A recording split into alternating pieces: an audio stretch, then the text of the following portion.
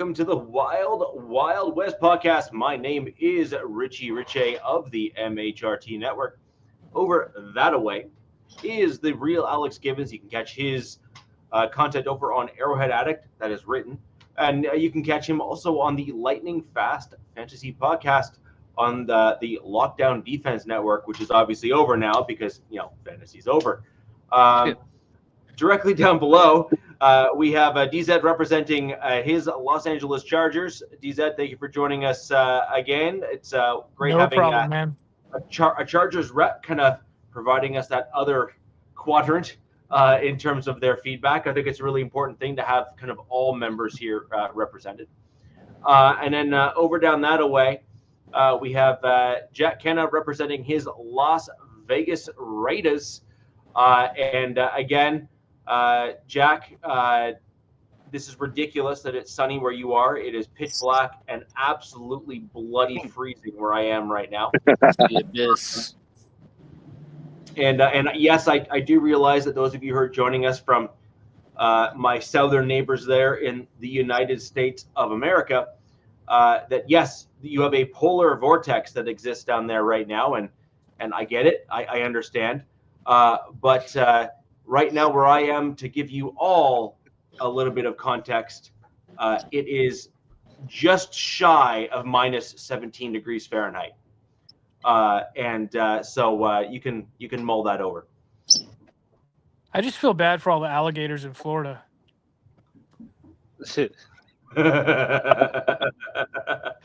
That's funny. So, and just to convert that over for those people who actually know Celsius, it's just shy of minus 30 here Celsius right now. To put things in perspective. That is too cold for me. And Jack, just because I enjoy seeing you squirm, we'll call it a favorite pastime of mine. This is not going to be the coldest that it gets here where I am. I am expecting in the near-ish future that it will be somewhere in the minus 35 to minus 37 degrees Celsius, which pushes kind of in the same general range on the Fahrenheit scale. It'll be like minus 30 something Fahrenheit.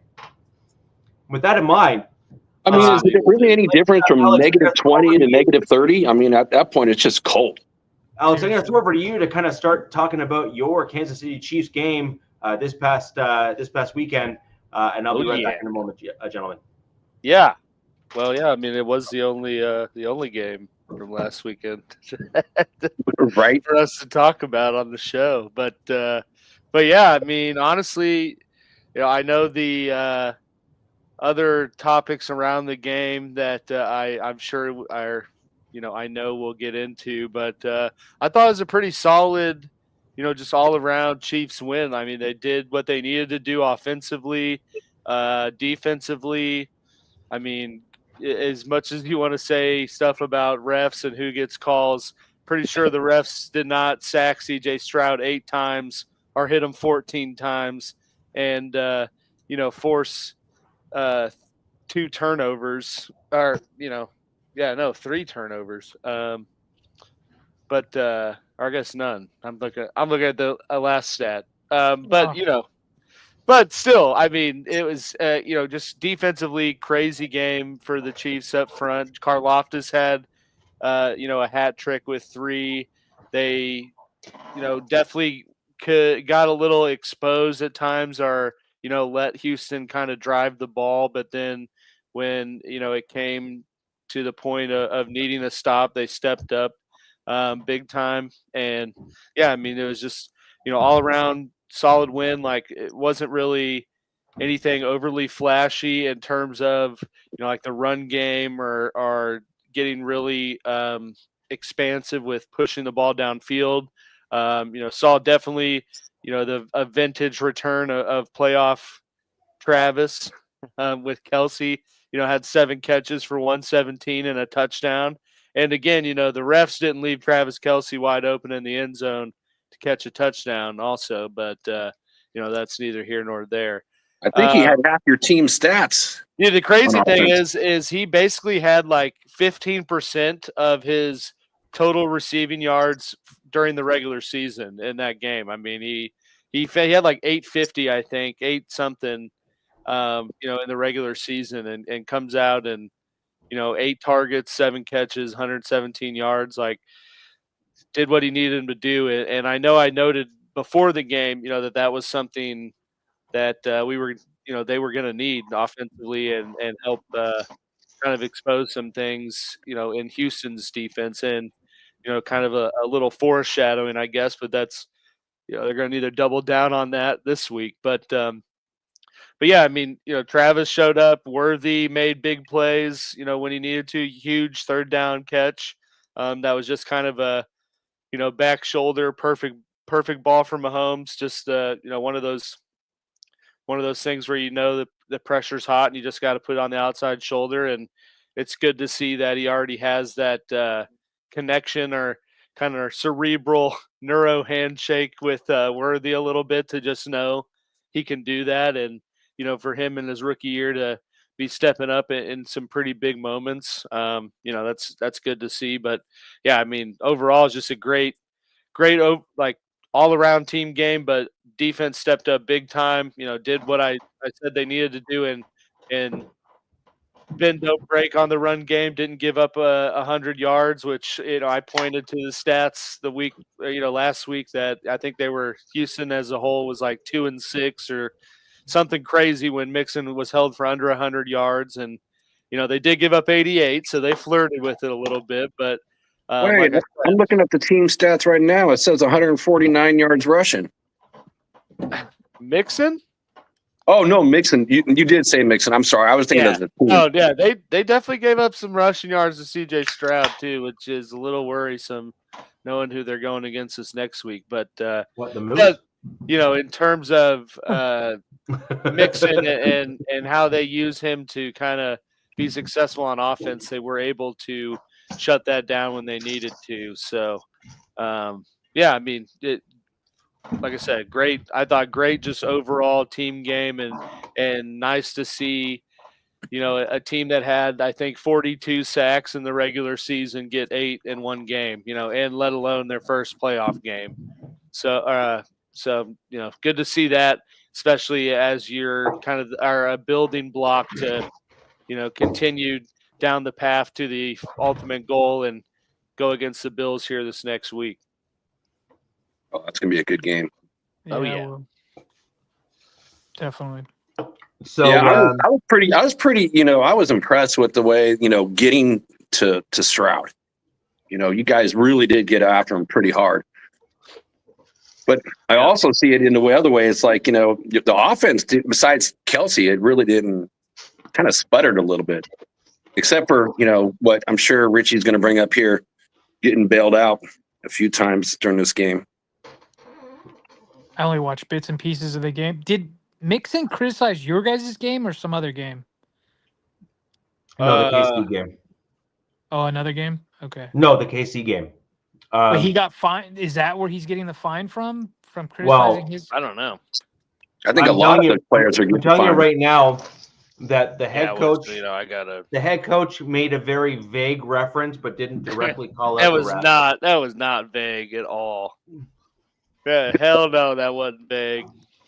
What, did Mika Ryan say something? Yeah, oh yeah. He's like started off like we knew it was gonna be us versus everyone, and okay. Like, dude, what else are you talking about?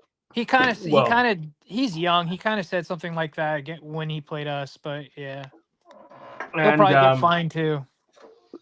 And then, it was about that game. And then Anderson said the same thing, or something very similar to Joe Mixon. Yeah.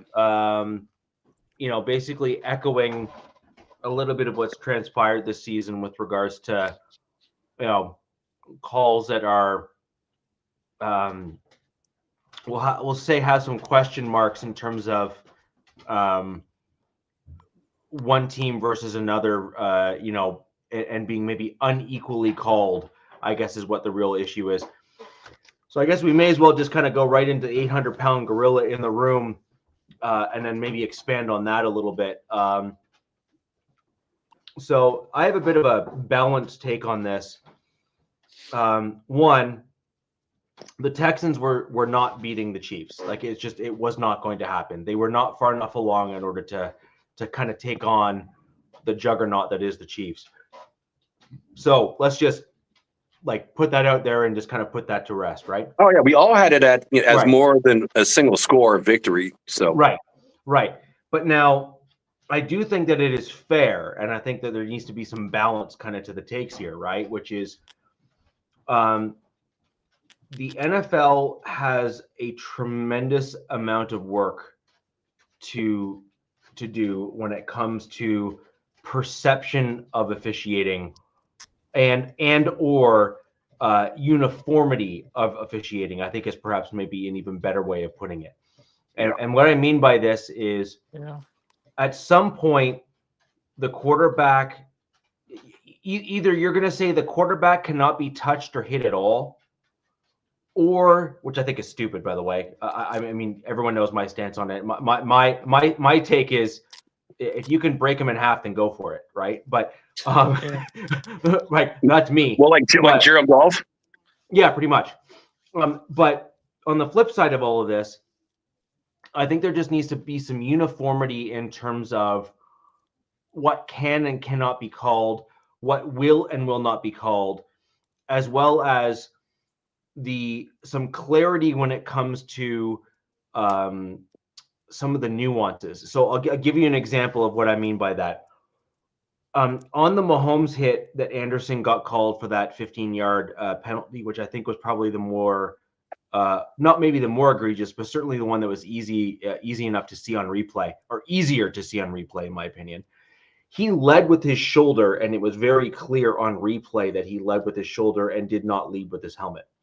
Now, was there incidental helmet contact on that play? Yeah, there was. And anyone that's saying otherwise is lying. So the two things can be true, right? Which is there was helmet contact on the play, but it was not what he led with.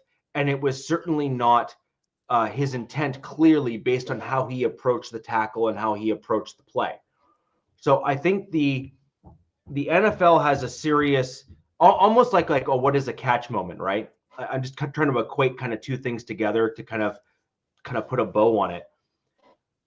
The average fan should be able to look at a wide receiver, see what they do, and say, that's for sure a catch. They shouldn't be having some 40-minute debate on whether or not the thing was a catch or not, right? I think that's fair.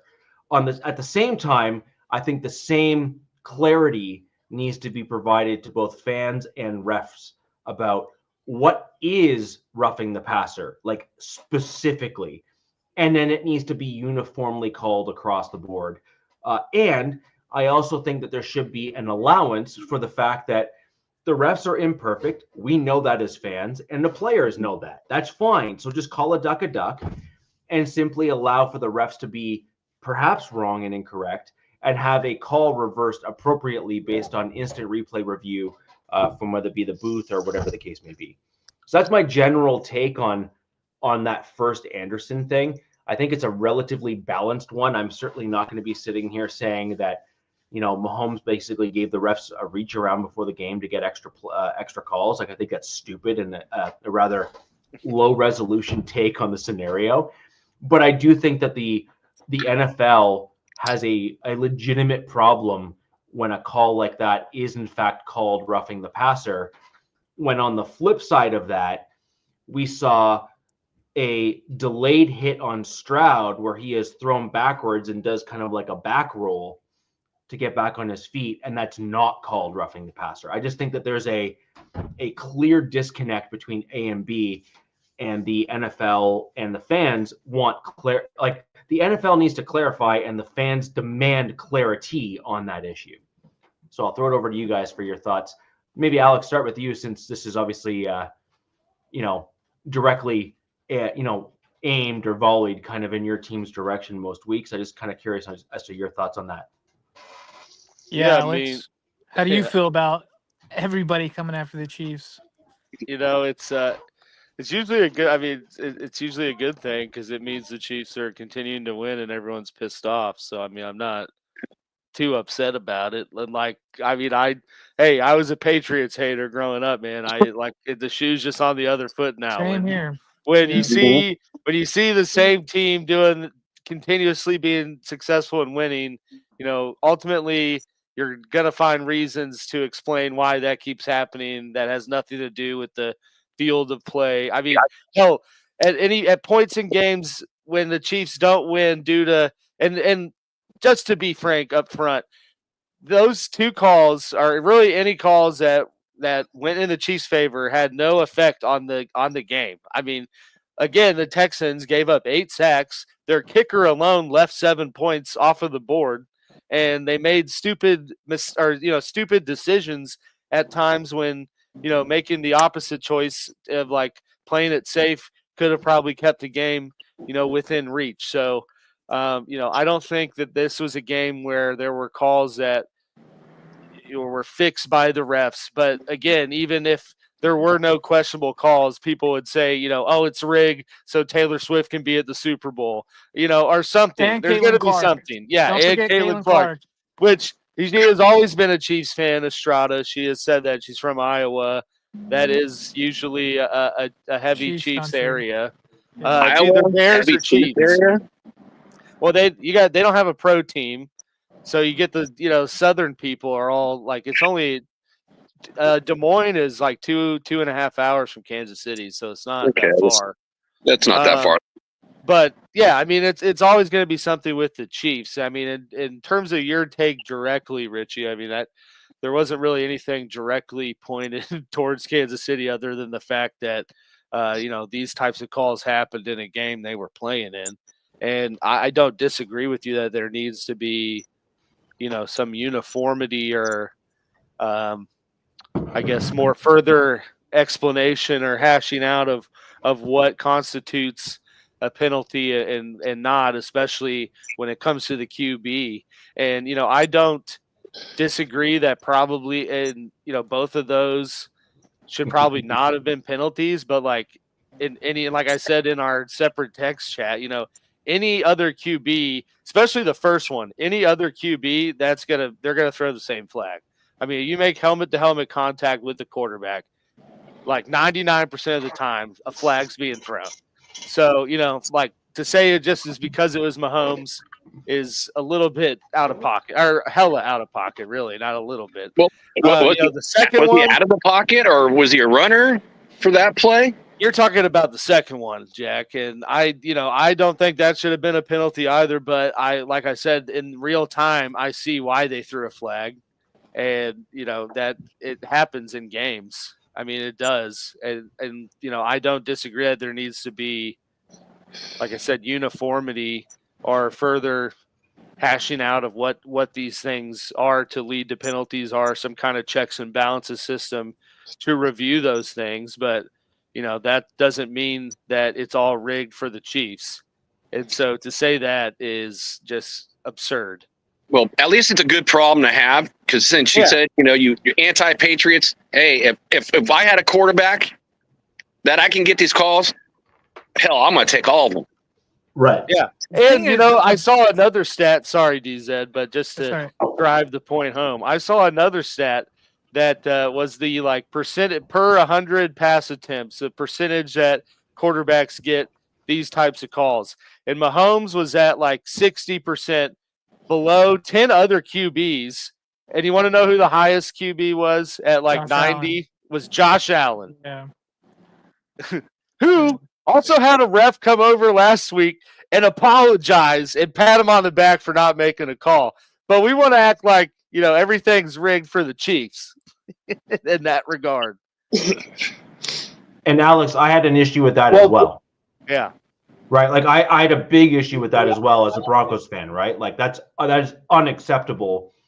Now, in fairness, there was a similar conversation, not identical, so I don't want to necessarily say it was the exact same, but it was certainly, we'll call it in the same vein. Okay. So I'm Alex, we know your profession. I know your profession well. Words matter, and being specific is important. So I'm trying at my level best here to be very, very pointed and specific here.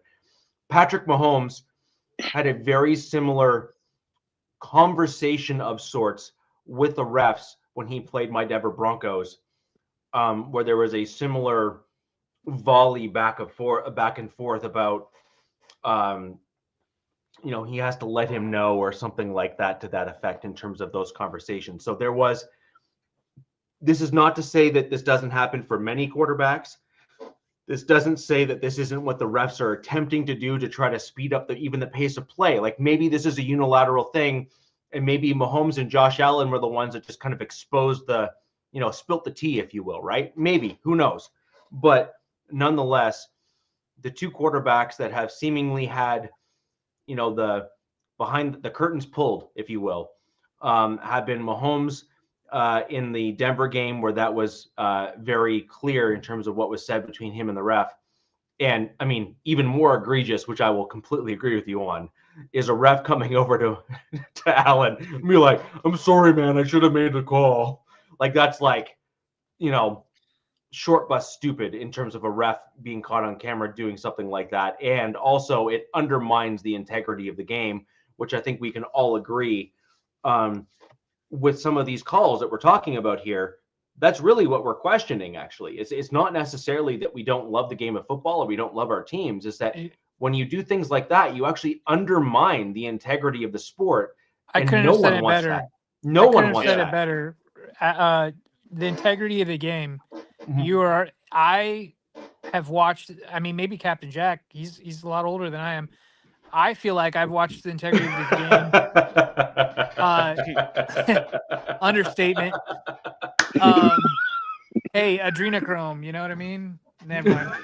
I feel like the game is just, in one way, is just getting worse every year. And this doesn't have anything to do with the Chiefs. This is just the differences between each ref crew. Thank God there's nerds out there. They'll go over their stats for years, and they're like, this crew calls this crew calls that. And now that we have so much betting in the NFL, it's like Pandora's box, man. And I'm not saying that these refs are crooked or anything like that. They very possibly could be, but I don't see it getting better. I think it's going to get worse, to be honest with you. I mean, and somebody can correct me if I'm wrong, but the NFL isn't even a registered sport. It's an entertainment industry. Thank you. And it's just like they're there to entertain. And it's like the game we love, right? I mean, I think baseball and basketball are registered as sports. I mean, it's getting tough to watch. And like I said, this has nothing to do with the Chiefs. I know we were kind of piggybacking off of Alex, but I think it goes league wide, and then we go back to the QBs and what is roughing the passer and what isn't the roughing the passer. And so do we have to have QBs cry and flip out every time they're touched to get a flag? Like, is that what we're getting at? Are we getting to soccer? Like, is this the gladiator sport that we love? No, just the Italian football? Team in soccer. Yeah. It's just like certain players. It's like Michael Jordan. He got a lot of those type of calls. Leave some shit for me, Kenna. But you're taking my points away. And by the way, I apologize. And then again with Brady, but again, what I brought up earlier, if you would have put, Jared Goff, again, we did Patrick Mahomes in that Detroit game that I watched because I wanted to watch the coordinators. I mean, he got absolutely smoked, and there weren't flags. So it's just they got to make some standards in the way what is truly going to be unnecessary roughness, with these different hits and so forth. It's got to be more standardized. Some sort of uniformity, like Richie was talking about. But yeah, they say this every year. It's like we go through this every year. It's just it's kind of like, it reminds me of the NIL in college. Like, you just open up a can. Like, how do you reel this back in? How do you fix this? And I don't know if you do with Goodell still the commissioner. I really feel like you need to cut the head off at the top and redo it all. But like I said, I don't see it happening because of betting. Vegas, it's too big. And I think they skew things a certain way, protect their cash cows like Mahomes. He is a cash cow. He's the face of the league right now, I would think, right? So him, Josh Allen, Lamar Jackson. Sure, one of them. He's he's probably the face. Although I would also argue that Kelsey right now is dangerously close to that stop same. taking my talking points, you bastard. That was another one I was going to make. Well, Captain, if but nothing else, the fact that we have called out most of your talking points now just simply says that you had a good take. So you should just take the win. You should just take the win. Just take the win. Hey, a Raider fan, I'll take any win I can. Yeah, right. Look, dude, you said that, not me. Okay, that's all. I hate because it was an obvious. I just Eminem'd myself, you know. Yeah. Remember when he was doing, he did all the stuff. So the guy was like, no, he won because he had nothing to say. That wasn't right. Yeah. I'll take the Eminem on that. But right. I actually agree with kind of all that was said there. My other thing is that the NFL actually needs to clarify one rule. I mean, big time, and it's specifically pertaining to the mobile quarterback. And Alex, I know this is Mahomes is actually I have two issues. So one is Mahomes has found a loophole in the rule. And right now, the NFL officiating crews will call unnecessary roughness or some variation thereof if a defender comes to a quarterback as they're running parallel to the sideline and clocks them into like the next area code into the sideline. Now, my take on that is take the 15 and knock the son of a bitch out. Well, no, but Mahomes was really the first that I saw, and maybe I missed someone else doing it, but Mahomes was really, this is to his credit. Like my point is, like, good for him for finding the loophole. I'm not even angry at him. Yeah. I'm not mad. I'm like, good for you, dude. Like, that's smart. Like, leverage what you can to maximize the benefits to your team. But then on a flip side of that, the league then needs to come up with some form of course correction for this. Otherwise, it really undermines, again, the integrity and the competitiveness, I think, of the game. And that is, if a quarterback is going to look like they're going out of bounds and then circle back in, that should make that quarterback fair game. And I want to see that quarterback hit so hard that they high five the first row in the stands. Yep. Okay? It's kind of like that's my take it or leave it. If you're in the field of play, you're in the field of play. Right. Bottom line. And then I have a similar take on a running quarterback. If a quarterback is going to tuck the ball and run like a running back, then I want to see a defender being able to tee him up. And again, I give extra points if the dude can make him flip twice backwards.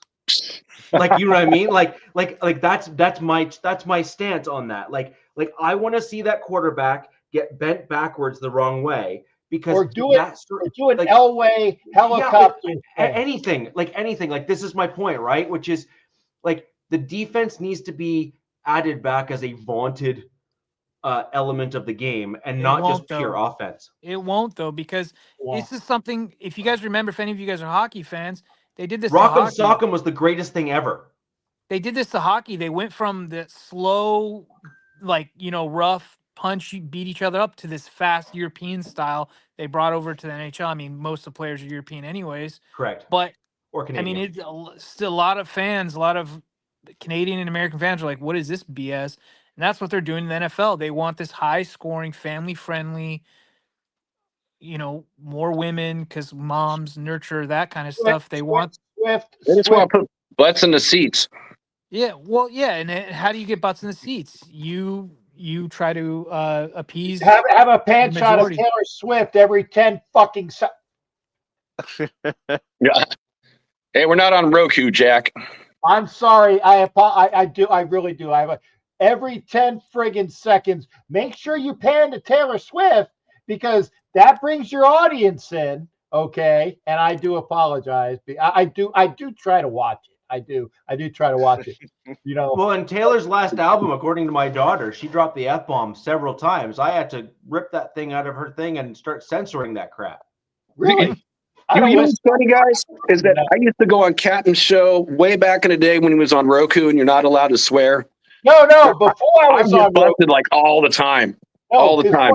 Before I was on Roku, but before Roku opened it up to adult audiences, I was not allowed to swear, and I didn't. I really didn't. It was, and I had to tell my guests you can't swear. But now that they've lessened that, I have to remember that other people don't have that. I do try. I really do try. Hey, I was on I was on the Armed Forces Network for 2 years in Guantanamo. That's a real radio, a real broadcasting network with FCC rules, and I was on there for 2 years, and I didn't screw up once. What did you do on that radio? Were you like the Good Morning Vietnam? Pretty much. Good morning, Guantanamo Bay. I was myself as we did a weekly football show in Gitmo, and it was sort of like what we did for NFL Nation Live. We would preview college and then give our takes on what it was. So the 2 hours it was college and then the pros, and then I got forced into doing fantasy bull crap. Because they said, he meant the fantasy, so that was portion of the second year, and I couldn't stand that crap. I don't care about fantasy. But anyway, it was an hour of college, an hour of NFL, and then with some fantasy in there, doing uptakes and takes about what we thought, who we thought was going to win. And for all of those shows, I made sure that I said I will not pick a Raiders game. I didn't pick a Raiders game because I was too much into it that I could be unbiased, but I said I chicken crapped out of it because I didn't want to pick a Raiders game, and they said that was cool for me. But that's what we did. It was basically NFL Nation Live for 2 hours, Armed Forces Network, FCC rules, and I never dropped an F-bomb. That's too good. Thank you, there, Polar. That's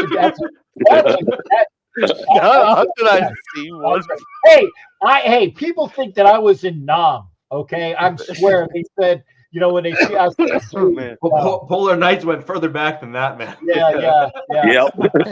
I was somebody from Juno Beach. Yeah, I was going to say. You just make yourself 30 years younger from Nam. I was with Ambrose when he was writing Band of Brothers. Okay, there you go. I was reading it. It's like, Polar Knight said something nice, and then there's the final 2 words in there. I'm not familiar. Hey, I'm not familiar with you, Polar Knights. You can come on my show. Go find it, YouTube. I'd love for us to go back and forth, but that's fine. Thank you for that.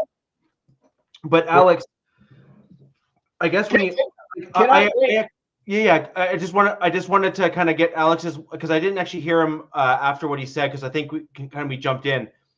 I agree with you that any helmet to helmet hit on a quarterback will get flagged, for sure. But we see, your name is Jared Goff. Well, this is true, but or CJ Stroud, clearly based on what we saw in that game. But with regards to just generally speaking, like with other flags that we see called in games, the refs will often look at a replay or speak together or do something and say, no dice, that pick up the laundry, so to speak, right? And I guess what my point is here is, where do you believe that line should have been drawn in that game? And do you believe that I'm only talking about the Anderson call right now, because I think the other one warrants a completely separate discussion, because it is, I actually thought that the second call on Mahomes was even more egregious than the Anderson. I almost have a bit of grace when it comes to the Anderson call, but I have, I think it's unacceptable, the call that occurred when he was a runner. But I'm just curious as to your thoughts in terms of where you thought that should have landed. Yeah, I mean, like I said, I don't disagree that there should be, some sort of checks and balances system to the refs calls as a whole, but especially, the more heavy hitting ones like, roughing the passer or personal fouls and things like that, that, in real time can certainly look like it's a textbook, situation to throw the flag. But then when you see it slowed down, like this, like I said, the first one, real time looked, decently bad, and it was a helmet to helmet contact. Like, they're gonna throw the flag. That's just gonna happen. And things like that. I think there should be, a guy in the chair that calls and he's like, no, that really wasn't, what we're looking for. Okay, no flag. Like, they do that in some situations. Mhm. I don't know why they haven't taken that step further to do it across the board. But again, that is a league issue. That's not a Chiefs issue. No, I agree. That's not something that, like, we see this in every game. And yeah, it's more prevalent when it's a team that, is going to their 7th straight AFC Championship game. Oh yeah, drop that, you ass. I'm just stating facts. I'm just saying that's part of it. Like, if you're denying that that's part of it, then you're wrong. You need to look in the mirror and do some internal checking. Yeah, but I said before you got here, Cap, I was a Chiefs hater, or no, I was a Patriots hater.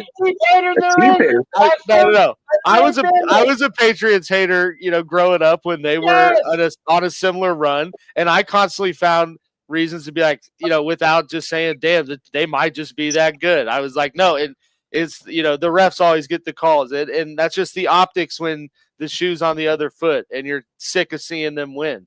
Like, you're gonna find reasons to invalidate what's going on because you're tired of it. Well, Alex, to a point, you are correct to a point. Okay, you saw that because Patrick Kermit Darlene Mahomes gets the calls because he is the diva. Before him was a gentleman by the name of Tom Brady, and before him was a gentleman by the name of Dan Marino, and before him was probably Dan Fouts. There are prima donnas that get the call. That is true. That is true. But as the audience has gotten bigger, it's more on a scale. It's easier to see that when you have everybody that's not dressed in KC red calling it as we see it, that's what the issue is. It's not just Raider fans or San Diego fans or Denver fans sick of the bull crap. It's everybody. When you can have all these people, oh my God, did they really do that? It's BS. That's why there are probably the fans of 31 when you figure out who's going to be the Super Bowl team, but the fans of at least 30 teams that are rooting against Kansas City is because they can see it with their own eyes. And going back to the officials, I'm going to try to get in my rants as I remember them, and I apologize. The officiating sucks because there are players that are earmarked to make sure they get the special protection.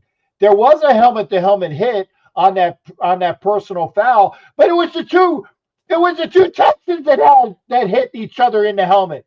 Mahomes wasn't even hit. He was hitting the shoulder pad. The two Texans hit him, and I firmly believe that on anything as egregious and grievous, I'll throw the lawyer words at you, brother, so you're in there. As egregious and grievous as that call was, there needs to be an immediate bull pick up the flag. It wasn't what it looked like. It needs to be immediate, but that comes with a changing of the rules. That is true. It needs to be changing. And since I do a show with a referee, an NFL official that wore the stripes, and we talk about things amongst officials, he stated amongst those things that it is the training, which is the same training that NFL officials have since 1974. There's been no change. They go and get together and they sit in rooms and they watch video and it updates. One thing to add to that, Captain. One thing. Go ahead. Roughing the passer is also the only penalty that the refs have received training on recently. This is recency bias. So I don't know if Ref Guru was part of that or not. It's right on the cusp when they made these roughing the passer changes and stuff, when he was officiating versus not. Roughing the passer is the only penalty in the current NFL rule book that has been published, at least at this point, that the current ref training is throw the flag And then think about it. No, even if you're not sure. Mm-hmm. And whereas all of the other penalties is the exact reverse, which is don't throw the flag if you're not sure. And Yeah. Sorry, go ahead. I thought that was important to call out because that's a big one. Yeah, that is true. That is Oh true. my God. That's It's crazy. because you know how they have like on a scoring play, they'll usually call it a score, and then they'll review it because they know they're going to automatically review it. So if you call it a score, Yeah, I know that. and they go and review it, then they can change it to what it might be. But if it's not, if they don't call it a score and then they review it and they see that it's a score, everybody is climbing the walls like I have Tourette's syndrome, like I had on my last show. I didn't drop an F-bomb last show. I did it here. Hey, isn't that great? You did it 5 minutes ago. Yeah, but not on the last show. But it's the double standard there. It is a double standard. But there should be, and it goes back to training. It goes back to what the league has put. And if you don't think that the Keegan was a Keegan, you know, the Lion fan with the ball with that does the great guy comedian, the script from like 2 years ago where they had the commercial about this is the script, and they had Kelsey's mom. Oh, yeah. Keegan Key. Okay, there you go. Michael Key, whatever. If you don't think that is not right straight out of what the hell's going on, it kind of is. We had the Super Bowl logos.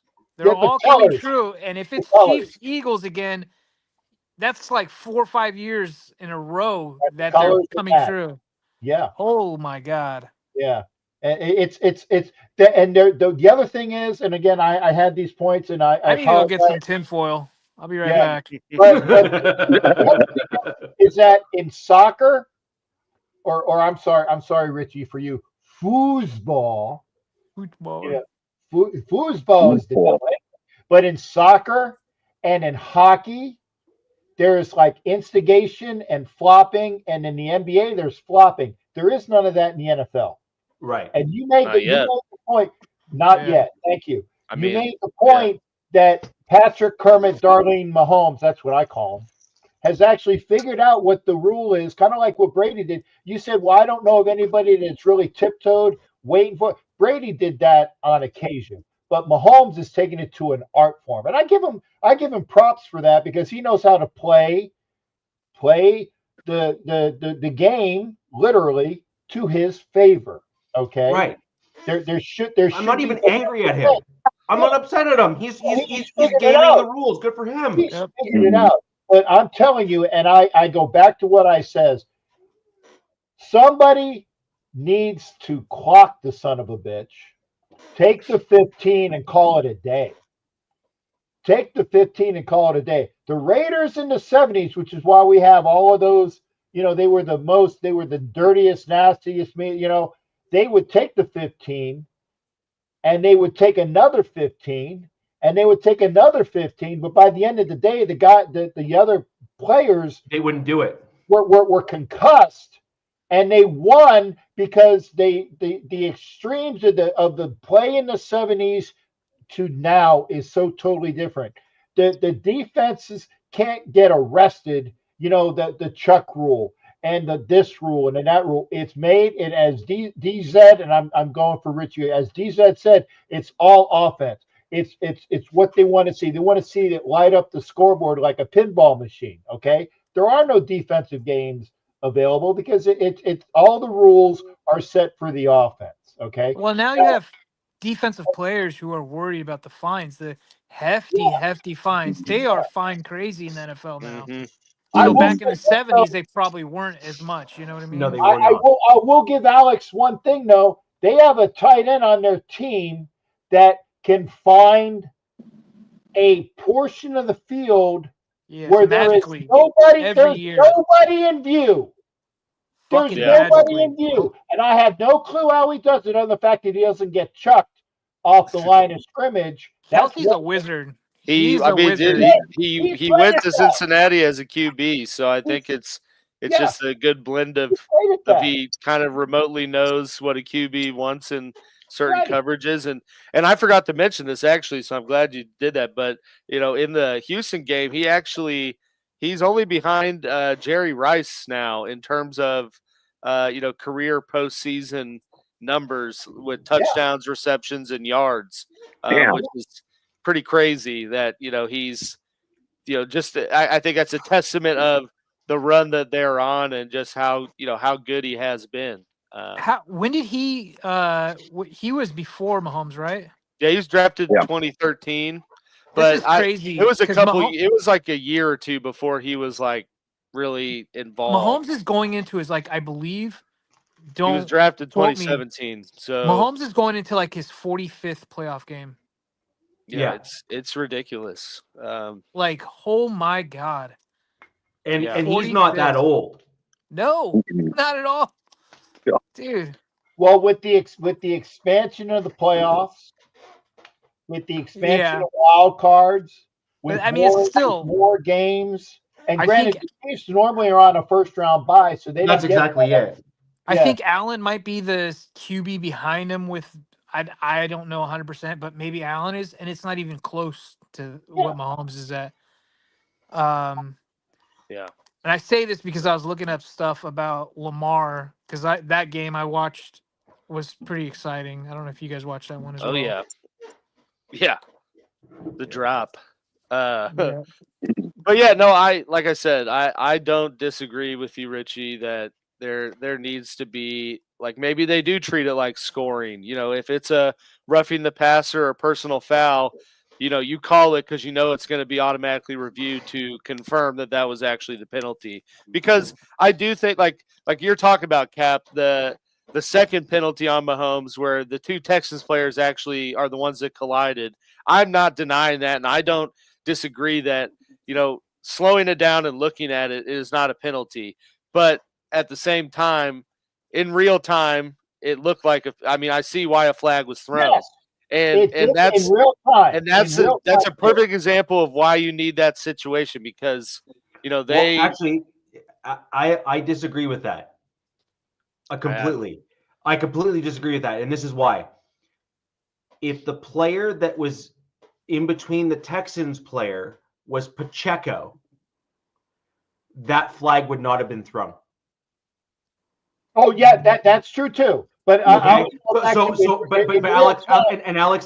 that was in fact what my point was earlier. Is that I am completely separating the Anderson flag because like that one there. Look, I will throw my hands up and say, if I was a ref, I completely understand how you would have thrown that flag in that particular instance. But at the same time, you need to leverage the instant replay and look what the defensive player actually did in the moment, who led with his shoulder, did not lead with his helmet, and incidental helmet-to-helmet contact is going to happen. You play a freaking tackle contact football, like game of football.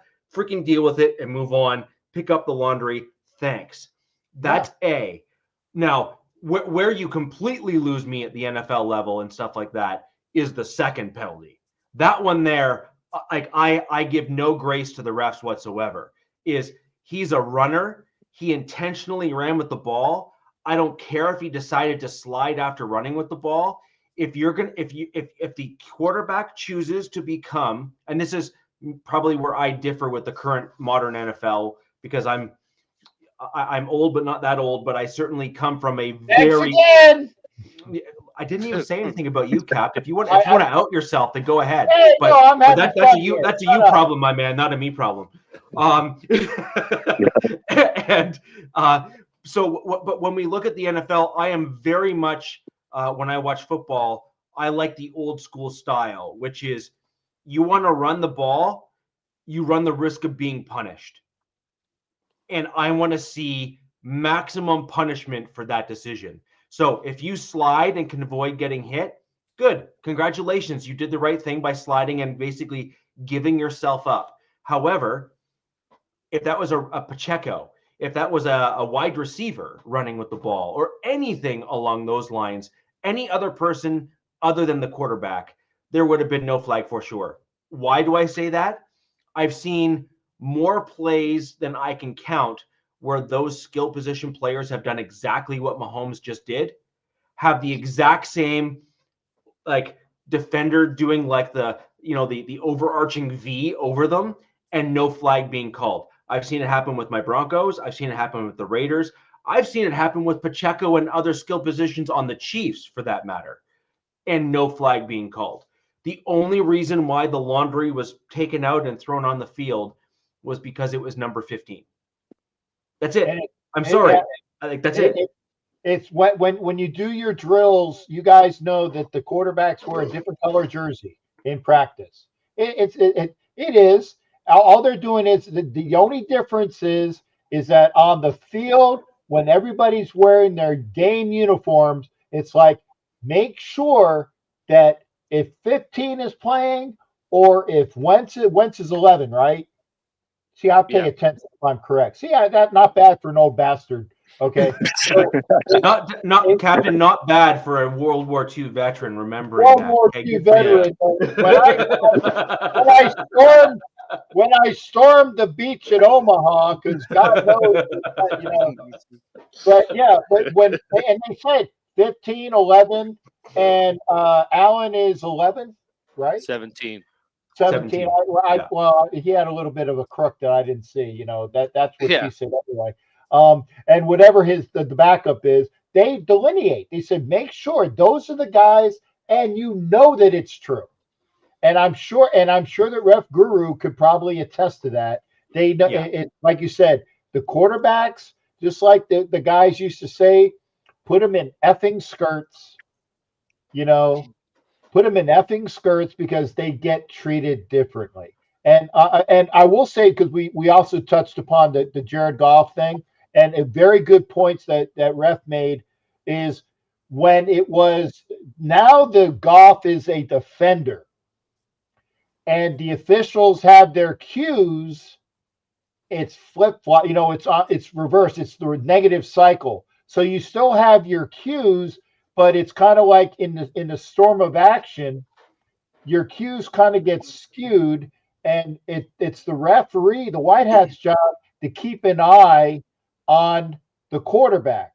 But at that time, and he said that he didn't see where the referee was on the field, but had the guy actually been seen to do that, even though he is a defender, they still, because he's a quarterback, they probably would have, it would have been a touchdown taken back because of a personal foul.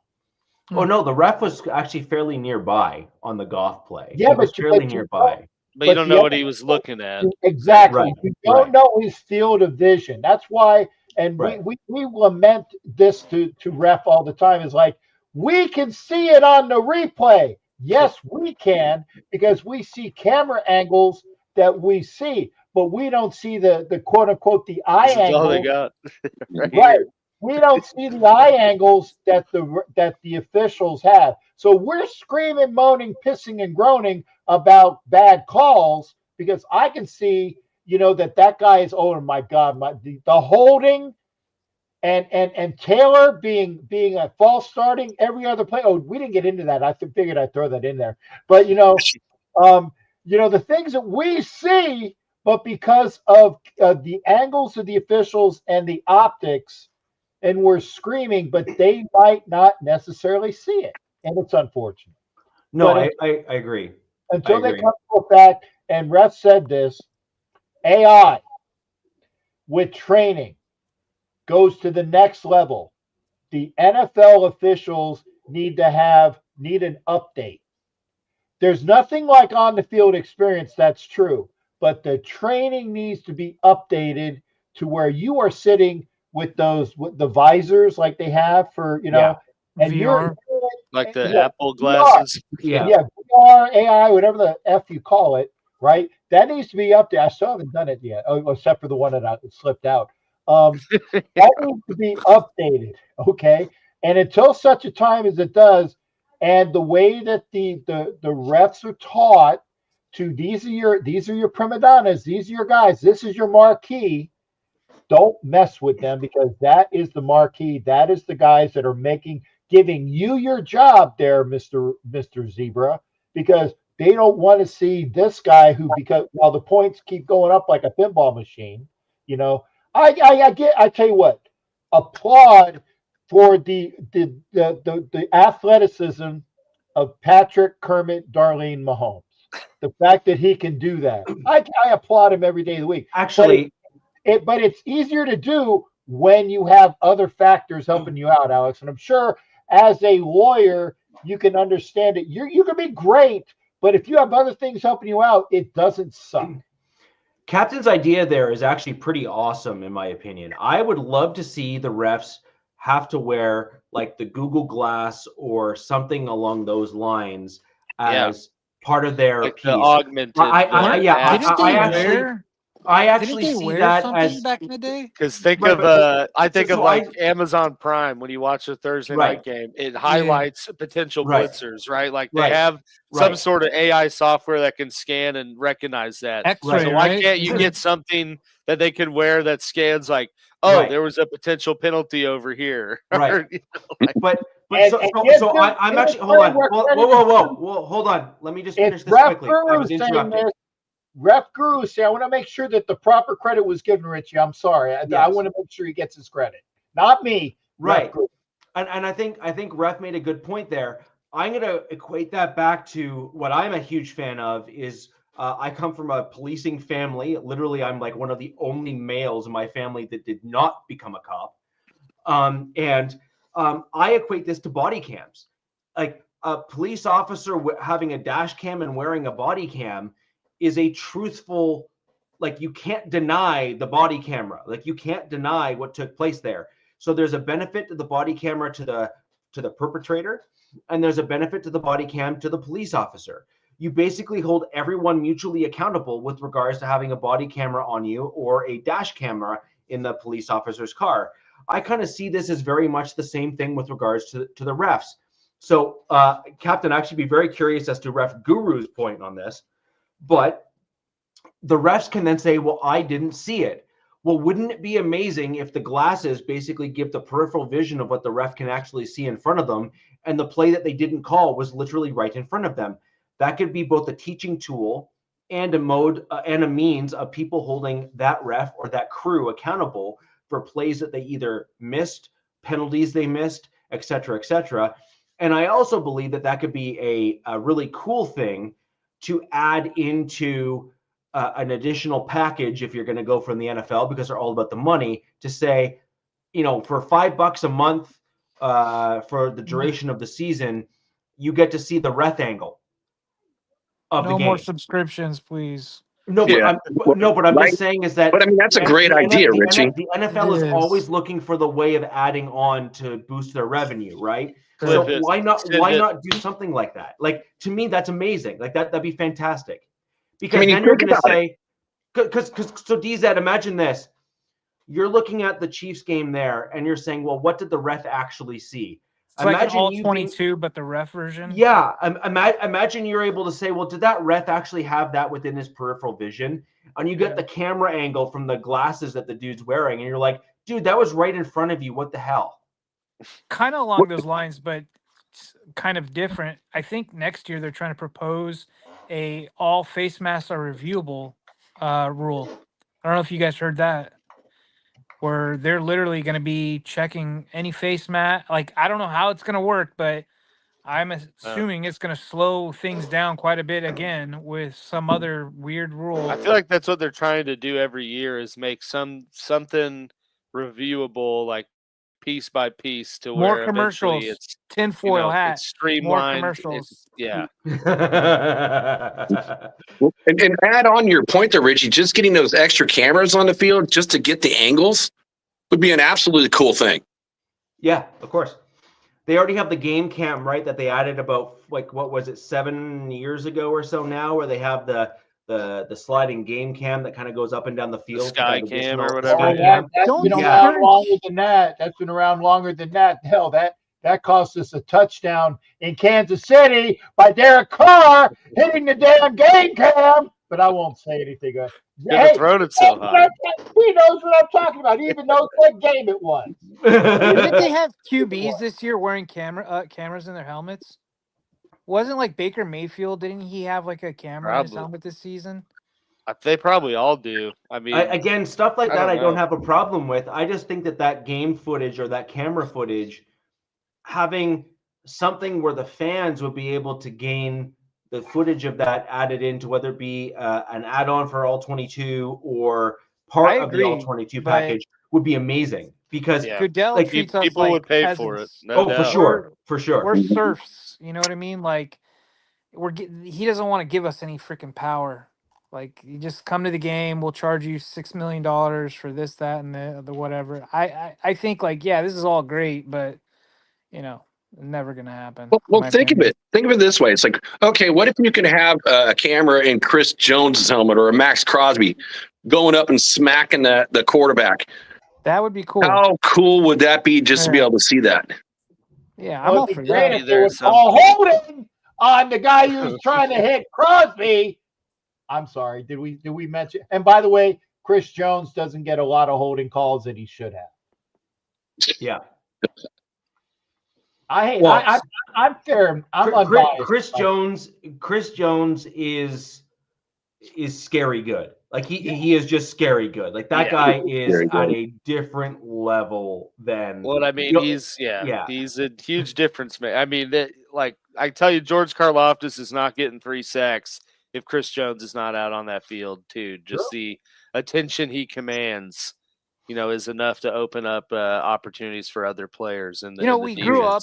Everybody in football is like, man, having like crazy good edges. Like Raiders got Max. And we had Bosa and Mac and whatever. It's almost like, man, those guys don't matter if you don't have interior dudes. If you don't have, they do not. I mean, especially whatever. Like if you're running a 3-4 or whatever, like it's almost like they're the overlooked badasses.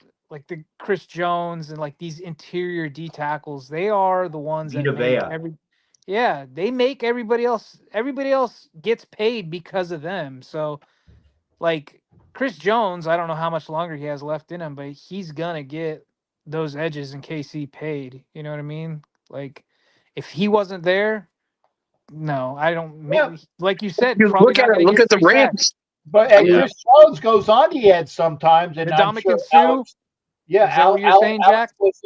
He goes on the edge sometimes because he's gonna F up the opposition. He's not always in the interior. He will pick his spots, or the Spags will tell him, hey, I want you to line up on the edge this time, and they put in packages where he's kind of like Howie Long. Howie Long was the defensive tackle, defensive end, and he did by what the routine was. That's how we got a lot of his sacks as well. Yeah, I think the Ravens had Kyle Van Noy this year. He's old and whatever. We had him on the Chargers for a while, and he had like a career year this year. And it's not because he's like super good. It's because of their interior D line. Yeah, opened it up. Matabuke or however. Yeah. Mm-hmm. But yeah, I mean that's the shortest point, to the QB, and the more effective you are in that path, the more the O-line has to account for that. I'm hearing this draft is really heavy with D tackles, like a lot of good D tackles. I mean, D tackles and running back. back. Look at Philly. Look at how good Philly is with Jalen Carter. Like Jalen Carter he's going to be the next best. He's going to be the next Aaron Donald, Chris Jones interior D lineman because he is a freak. But just look at how efficient and explosive their defense is off the edge because of the attention that he has to get. Well, also the other Philly defensive tackle too, the year before, his teammate from Georgia. I mean, you got two big boys, first round draft picks out there. Yeah. And I'm sure there's two guys here, Jack and Jack. They're waiting for a full season with Wilkins. You know what I mean? to see the potential that he could add for their edges and their defense as a whole. What I found kind of interesting, because it is kind of deeper. I mean, what you just said, Richie, there's some good DTs out there, a lot of running backs, but that kid from Michigan, his comp is Christian Wilkerson. So it's like if it comes down to number 6, it's like McMillan or him or the defensive, back from Michigan. I'm like, boy, man, I would like to pick up that kid from Michigan DT. Or the like a top 15 prospect, or the edge from Penn State, which is a Carter. Carter, I think is his name. That's another thing. Hey, we suck, so we get the number 7 pick. So hopefully we can get somebody, worthwhile. And by the way, the Carter from Georgia was there for our taking. Yeah, he had a red flag, dude. Wasn't driving. Thank you. Thing. Yeah, that was the reason why. That was the mistake of one of the mistakes that I can't say it because I've told Jack that I can't use that term. But that general manager that was with that McFired guy. The reason why Carter the Patriots OC. No. Well, the Patriots OC. Yeah, now he's McHired. You can have him, Paps. Now he's McHome.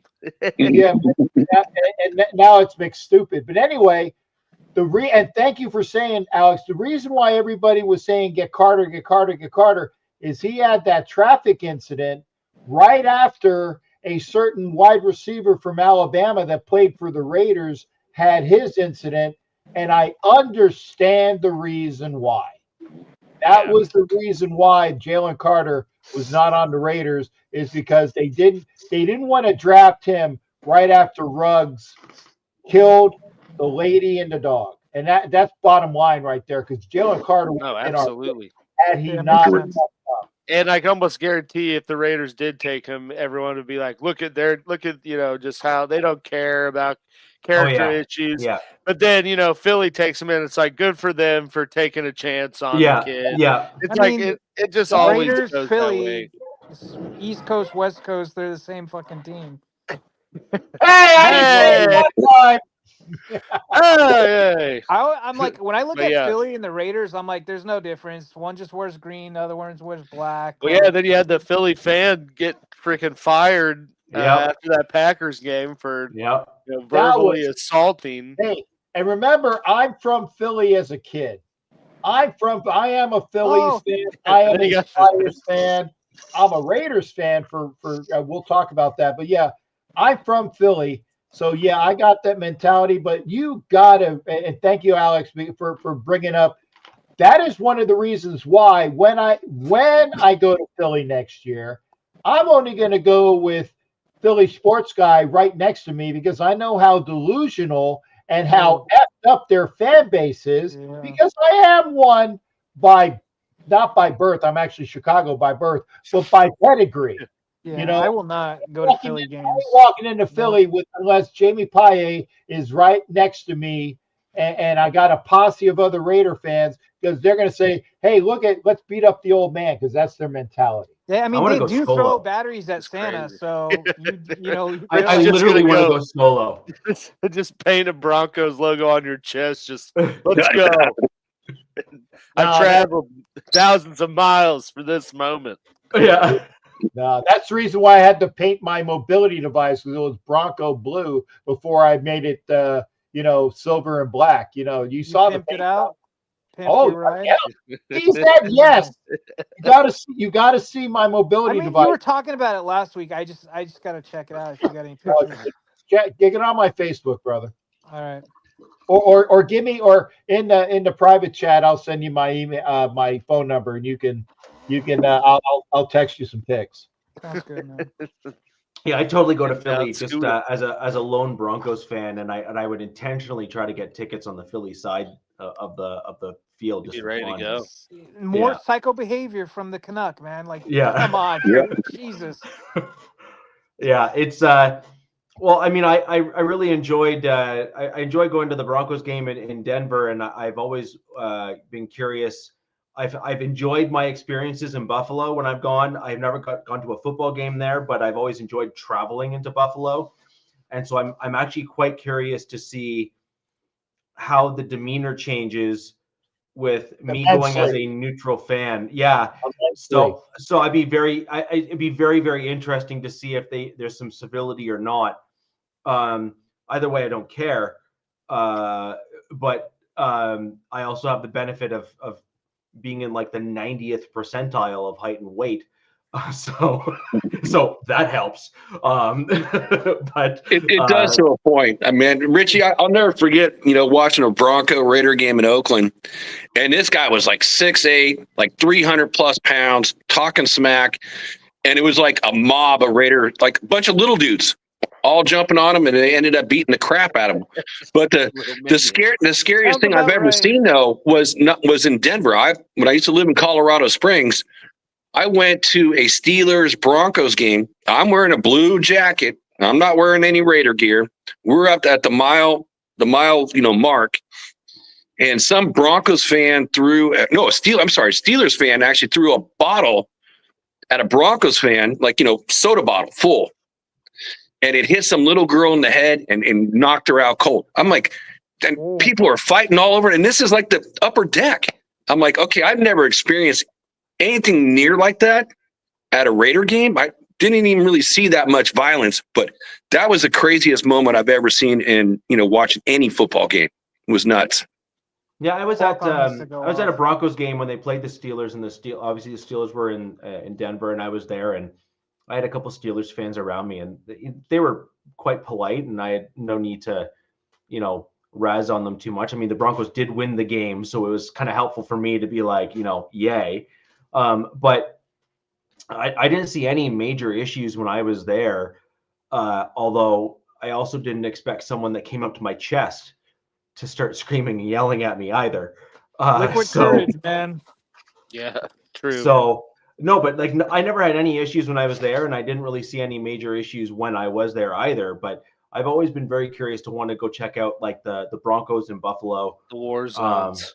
Go into the war zone as just like a lone wolf and see what it's like. And I think that'd be a lot of fun. John Wicket, yeah. But I see no need to start being aggressive or rude or to start kind of pulling any crap. And the other thing about that story, Alex, which was not on camera, which there is some additional commentary from others that were there, was that the Packers fans that were involved in that were not entirely innocent in that scenario. There was footage prior. There's unreleased footage that I'm sure the dude had that didn't get released, where they were legit jarring with the Phillies guy. I'm sure. I mean, yeah. That video, just that clip that went viral, you could tell. I mean, that was not without some provocation. Correct. That's correct. I mean, the reporting source or the person that gets it out there is never going to share the damaging part to their narrative. So I mean, NFL referees are going to throw the flag on the second guy who pushes. Correct? Yeah. Yep. I mean, it's always the retaliation guy. It's the same retaliatory only. They don't throw the instigator.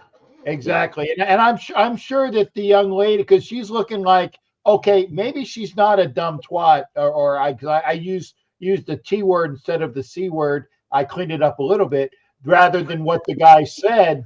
Okay, hey, I think that's not bad. But anyway, I'm sure that when she has this little bemused smile on my face, like, oh yeah, I'm really, but you can tell that she had been jarring with him as well. So it wasn't like your little Miss Pristine Princess. But did that guy take it too far though? Probably. Yeah, he did. He did, and that's why he got fired.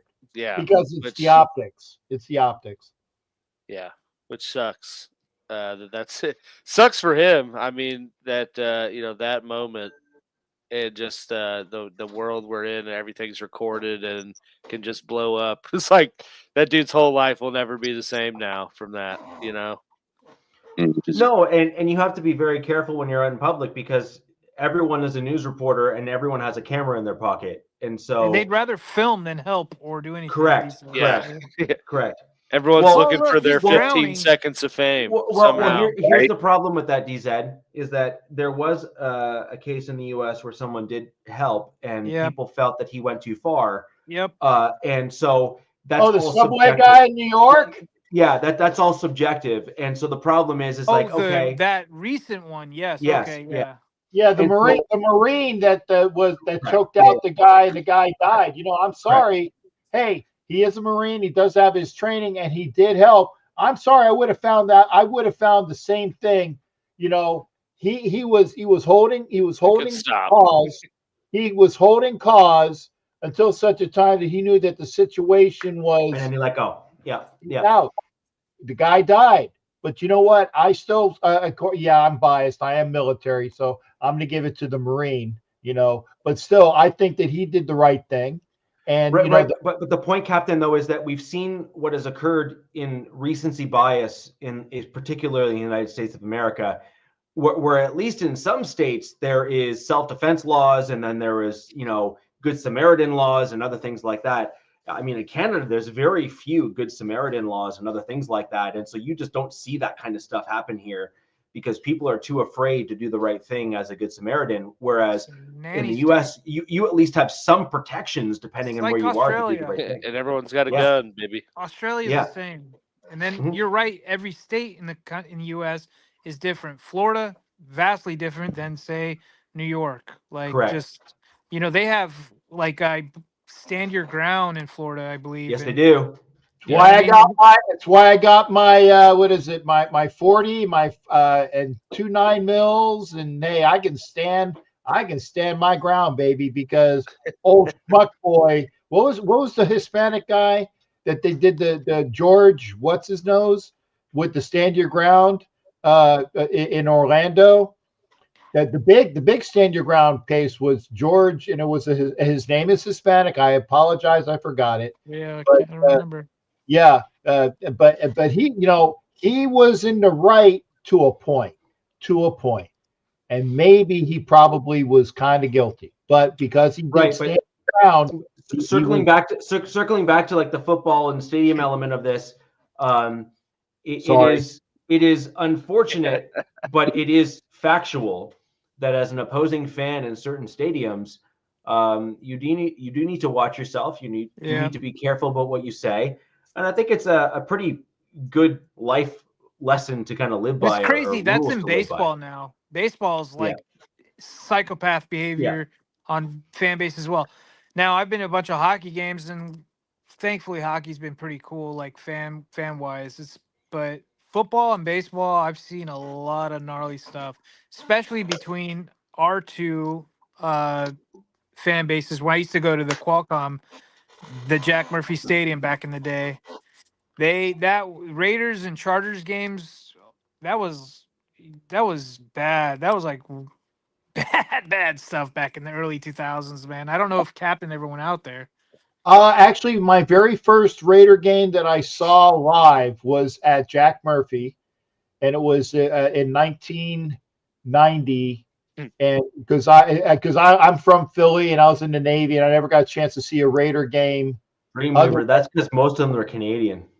Yeah, but well, I was gonna, and you know what, I was about ready to make that. I said, you know, Canadians are very civilized. That's why Rich and the other kid from Wisconsin are the nice Broncos fans because they have that civility to them. But anyway, going back to Jack Murphy, but I will say this, and I'm telling you this, it is true.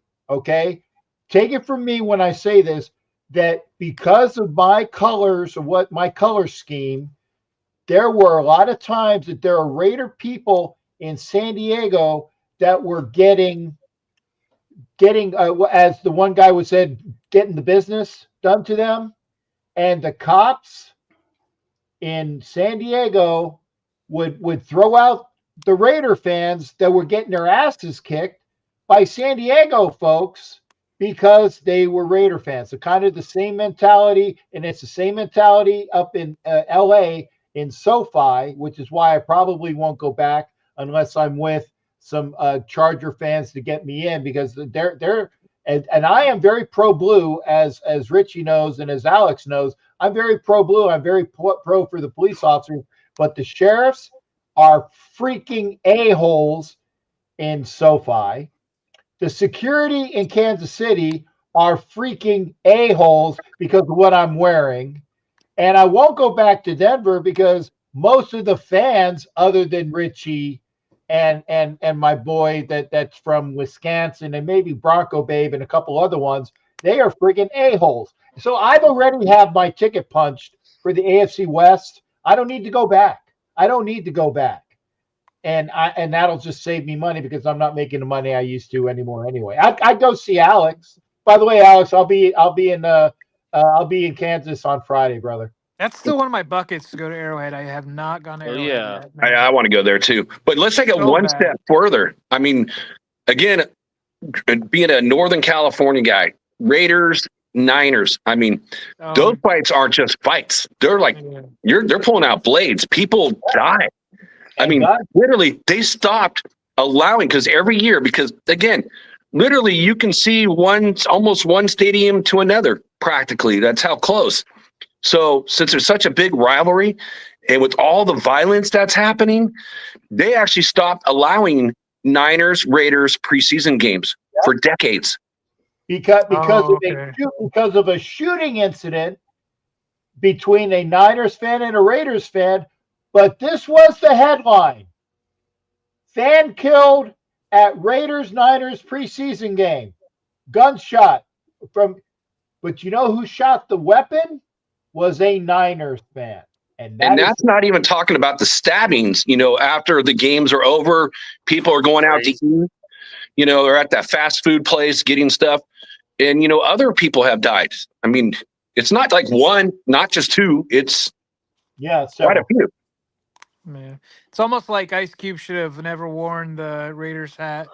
Because what if LA adopted, like, say, the Niners or something, or the Rams, and then they, the Raiders wouldn't have had that stigma. Because I go back to Jack saying he was in San Diego in the '90s. That was right with that cultural shift with the Kings, with the Raiders stuff. Yeah. And yes, I have a lot of friends who's their second, third generation sheriffs and SDPD, and they hated anybody in Raider gear. So you are factually right about that, because they knew that they couldn't tell, is that a gang member or is that a fan? So when I was stationed in Long Beach as a true Raider fan, I'm stationed in Long Beach. This was 1992.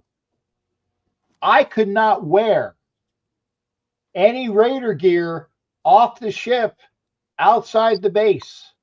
It was not allowed because this was gang-related paraphernalia. And I'm like, are you kidding me?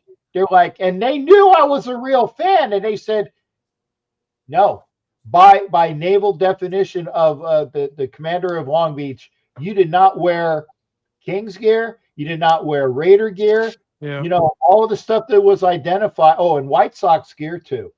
Yeah, White Sox. Yeah, White Sox, really? Yeah, White Sox.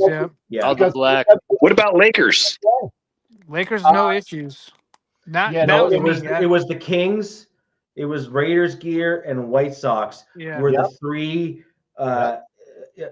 teams that for whatever reason were gravitated to for the gear. Black and white hats. I got in trouble in elementary school because I was a huge Bo Jackson fan.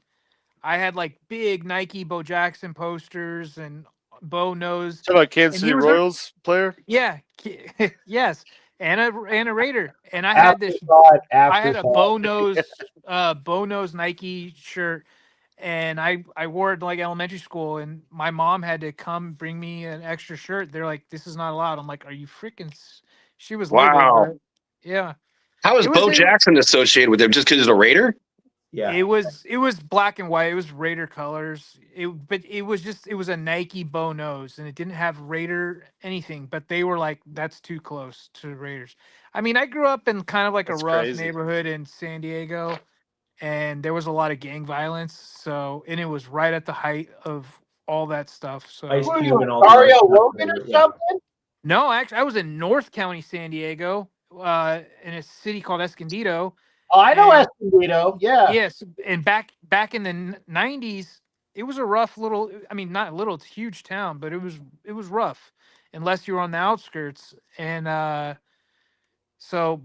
I was a kid. I was naive. It was just life. I grew up like that, so it didn't bother me. What's Bo Jackson? I mean, like back in the day, he was like the biggest superstar, out there. Oh, I love Bo, man. Love him. Absolutely ruined the Boz. Yeah. He absolutely did. Yeah, So, the Boz was an act. His commercialism dropped. I mean, absolutely done just after that. dropped after he was bulldozed on the Seattle Raider game. What was it? It was Bo's knees or back? It was his knees. I think it was his hips. He had a hip replacement, super young. The thing with Bo was that, we were just talking to a Bills fan. I saw her at the store today. I said, "You have one thing to do this weekend," and she saw the hat, so she knew where I was going. I said, "You have one thing to do," and the guy says, "Yeah, I remember a certain AFC Championship game of 51-3," and I said, "Yeah, I know that game pretty well too, because my friend," and I name dropped, my friend Jay Schrader was the quarterback for that game. And I said, things would have been maybe not quite different, but things would have been quite different had Bo not gotten his hip. He was running so fast, or with so much power, that when the guy tackled him, the entire ball joint of the hip, I know this looks kinky, but it's not, but the ball joint that is into your hip got ripped out. Oh God! It was ripped out, and then they popped it back in, but he was never the same after that. Had Bo not had that injury, and had he not been running as strongly as he did, it just would have been maybe an alley. But only Bo knows. Only Bo knows. Only Bo knows. Yeah. So Alex, as we look back on the game, and obviously we kind of generally have some consensus, it seems, on a lot of this, which is, I think, a good thing, which shows that there's a level-headedness that you can bring to circumstances that are even maybe in your team's favor, but you can at least recognize as a collective group that it's not necessarily the team's fault per se that the thing occurs. But I also think that you are absolutely correct in. It was an off-the-cuff comment that I think you may have made, or someone else may have made, but I think it's also valid, which is Mahomes has also just had the opportunity to have more of these calls made because he just doesn't go home. Yeah. Right? Like he just keeps playing, right? And so I mean, winning. Like he keeps winning, and yeah, but see, he keeps winning because he's Mahomes. It's the circle. What came first? I actually think that what came first was that he was just that damn good, and then I think what happened was that because now he is people that are damn tired good, of seeing it. Is that he started getting some of the calls when the league started putting an emphasis on wanting to ensure that he and others like him, like Josh Allen and Lamar Jackson and others, stay healthy. If you're Cam Newton. Well, Cam Newton doesn't count because they knew he was a fraud. But whoa, dude, whoa! Hey, I want to see Aiden O'Connell get those calls. Hey, DZ, here's the honest question: and was Cam Newton ever the same after Von Miller basically violated him? I'm not going to Super Bowl 50. He was never the same player ever again. He was a shell of himself. That's because he didn't dive for that fumble. Yes. He was a shell of himself. I hated Von Miller, man. God, when he was his peak with the Broncos, I was like, fuck this guy. And he was so likable too, right? They would have him running with his damn chickens and stuff, and he was elite, dude. He would bend no, yeah. I don't even know if there's almost horizontally. Are there any edges that could bend like him? No, right? The other cool thing about Von Miller is that he would have that defensive end camp, and he didn't mind sharing. Hey, this is what I do. Right, yeah. Jack. Do you know why? He said, "Here, this is what you do. Okay, you're gonna go about Oh no, No at a one can do 3-degree it. angle to the ground and run at full speed. Okay, that works really well. And then everyone else is looking at him saying, "No, Yeah. Dude, like I can't do that." I remember when like Joey But he's smart though. Bosa, You think about it. I'm sorry, DZ. He's so No, smart sorry. about it. Hey, make you guys get better contracts. Then when my contract's up, then I'm going to get a bigger contract than you guys. Right. when Joey Bosa got into the league like fresh out of Ohio State before he's had a litany of injuries, he could bend, not like Vaughn, he's a white boy too, so that's not happening. But he was super, like he would just do that, like that angle. He would bend under people. He doesn't do that anymore. He can't. It's kind of weird watching him play. I'm like, God, this is embarrassing, but whatever. It is what it is. But I mean, nobody did it like Vaughn. Like, I'm not saying he was like the best edge ever, but just watching how he would just round tackles, like He was it's unique. like, yeah, like Yes. how do you stop that, man? You got to be can't. Juwan Well, you Taylor. can't. That's the point. You couldn't. You- Like that was the point. You couldn't. You because- false start every Unless you're play. That's the Mitchell only way. Schwartz. No, but By the way- what made Von Miller so unique is that he did that and bent at that way without slowing down at all. And he wasn't giant too, right? No. Like He's he still was like playing. He's no, on the Bills. Right? Yeah, Yeah, but you're going to see him on Sunday. Yeah, you'll see him Sunday. he was like Yeah, he's but been he's like still an not the same though. afterthought, right? though He's not the same. I mean, he's just older. He's just he's like the spot 3 shooter on an NBA Right, but team now. See what Von Miller still has, and this is also what makes him unique, is he has torn both ACLs and both knees. Yeah. And for some reason, he still has the fast twitch to get off the edge at a great pace. I don't problem recognize him is- as a Bill, man. How old is he now? The problem that Vaughn has is that I just don't believe that he can play at that level for the same length of time. No, And so- he's going to be like right? more third down. Right, so he's a third down rusher. Yeah. Do you know what Vaughn is right now? And it's Situational crazy. player. No, he is DeMarcus Ware on the Broncos. Or So Dwight DeMarcus Freeney late in Ware- his career. Or Dwight so- Freeney so in his late the- his career. Yeah. DeMarcus Ware was at that back end portion of his career Yeah. and was a mentor to Vaughn. And Vaughn is now playing the And DeMarcus Ware Dumervil. role. Dude, who is- DeMarcus Ware. Wow. Yes. Yeah. Remember Tom Bahali, man? Yes. Yeah. Oh, Of course I remember Tom Bahali. Yeah. dude. So Come like on. you're just bringing up some dudes that I'm getting. We could PTSD. literally do a whole show on just naming random people. And you're like, Yes, oh, yes. man, I yes. remember him. So, guys, real quick, while we have the Raiders guys here, and before the show ends, curious as to who no you hires. think the Raiders may pick up as your next head coach. Don't Well, I know. know who it's not going to be. There's going to be no BJs in Las No Vegas. BJs. what And about no a hookers VJ? either, Cap. If BJ came over, I bet the hooker What would have about came a over. VJ? There might be. Oh, are you talking Vance Johnson? Vance Joseph, Joseph. the defensive coordinator for Or, the or Broncos. yeah. I'm sorry. Another Bronco from the past, Vance Johnson. I hope not. Well, It's you know, gotta- they've it's gotta also have ties interviewed with- Spags too. I was going Tampa. to say they've interviewed Spags. They've interviewed VJ. They've interviewed Salah. They've interviewed Ron Rivera. They've interviewed quite a few people, which is good. I think it's the prima donna minority owner is actually going through he's learning that what the great, and I'm sorry, the great patriarch Al Davis did. He would bring a shit ton of people in for the interview process to glean knowledge of what they know and what they knew about him, and it's always a good thing. It's always a good thing. But I have a really good friend who's a Broncos fan, and I'm not sure who the hell it is, but oh yeah, okay. And was telling me that even his defense gets kind of worn, and people can scheme against it by the end. It starts out flaming, and then it kind of fizzles. So if that's what we're looking, and that's just as a DC, not even as a head coach. As a head coach, he was one and done, like Steve Wilkes was one and done, like Jared Mayo was one and done. And No, there he had a are, couple years. I'm not even. Well- Jared Mayo had 1 year. No. Vance Joseph had I think 2 years as a head coach. Yeah. Okay, I apologize. He was 2 and done. He was One and a half and done. Oh, Then he was AP then.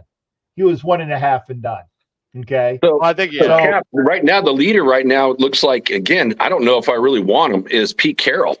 I mean, he's I went 73 years that old. There's no way. I would go. I would go for Gruden Saleh, man. I think Saleh's the guy. I want Saleh if as DC if he doesn't get picked up as head coach. Yeah, But I think he will get picked up by the Niners. I think he'll go back to San Francisco as a DC. No, I think they're saying Staley's going to become the DC and Saleh's going to be the head coach of the Jags. Oh, well, then well, Patrick Graham still has an interview with the Jags still. Don't count out Patrick Graham. Don't count out Patrick Graham. Now that they got rid of Trent Baalke was the guy that I'm sure, I don't have this on authority, but using common sense, when they fire a GM this late after the process of all of these head coach candidates coming in there, I'm sure every head coach candidate said, I might work for your team, but I'm not working for that son. No, I can tell you from I have a few folks that are embedded pretty deep into the Jags side of things. I can tell you that was exactly the scenario. Is that is on the exit interview of the former head coaches and on the interviews with the current head coaches, and also Captain, what you're also not factoring in is the potential head coach candidates that refused to interview with the team. Their comments were, unless your GM goes, I ain't even touching you. There you go. And that's, you know what? It's unfortunate. Well, fortunate for him because he'll get another job. Tom Telesco will get another job. Yeah. Because they have football knowledge that they're going to rehire. Hell, if Josh McDaniels gets another my God. And I tell you what, if Spags would take the job, I'd take Spags in a minute. I take Spags. Because I'll tell you what's good about it is you make your team stronger by making another team weaker. I agree with that. I mean, let me ask you guys this. I mean, Cap. I feel bad for Detroit. Jesus. Sorry, go ahead. I don't feel bad for him. I'm sorry. It's like I don't. Your team was 15-2. You had the chance. And no, I feel bad that both their coordinators have dipped.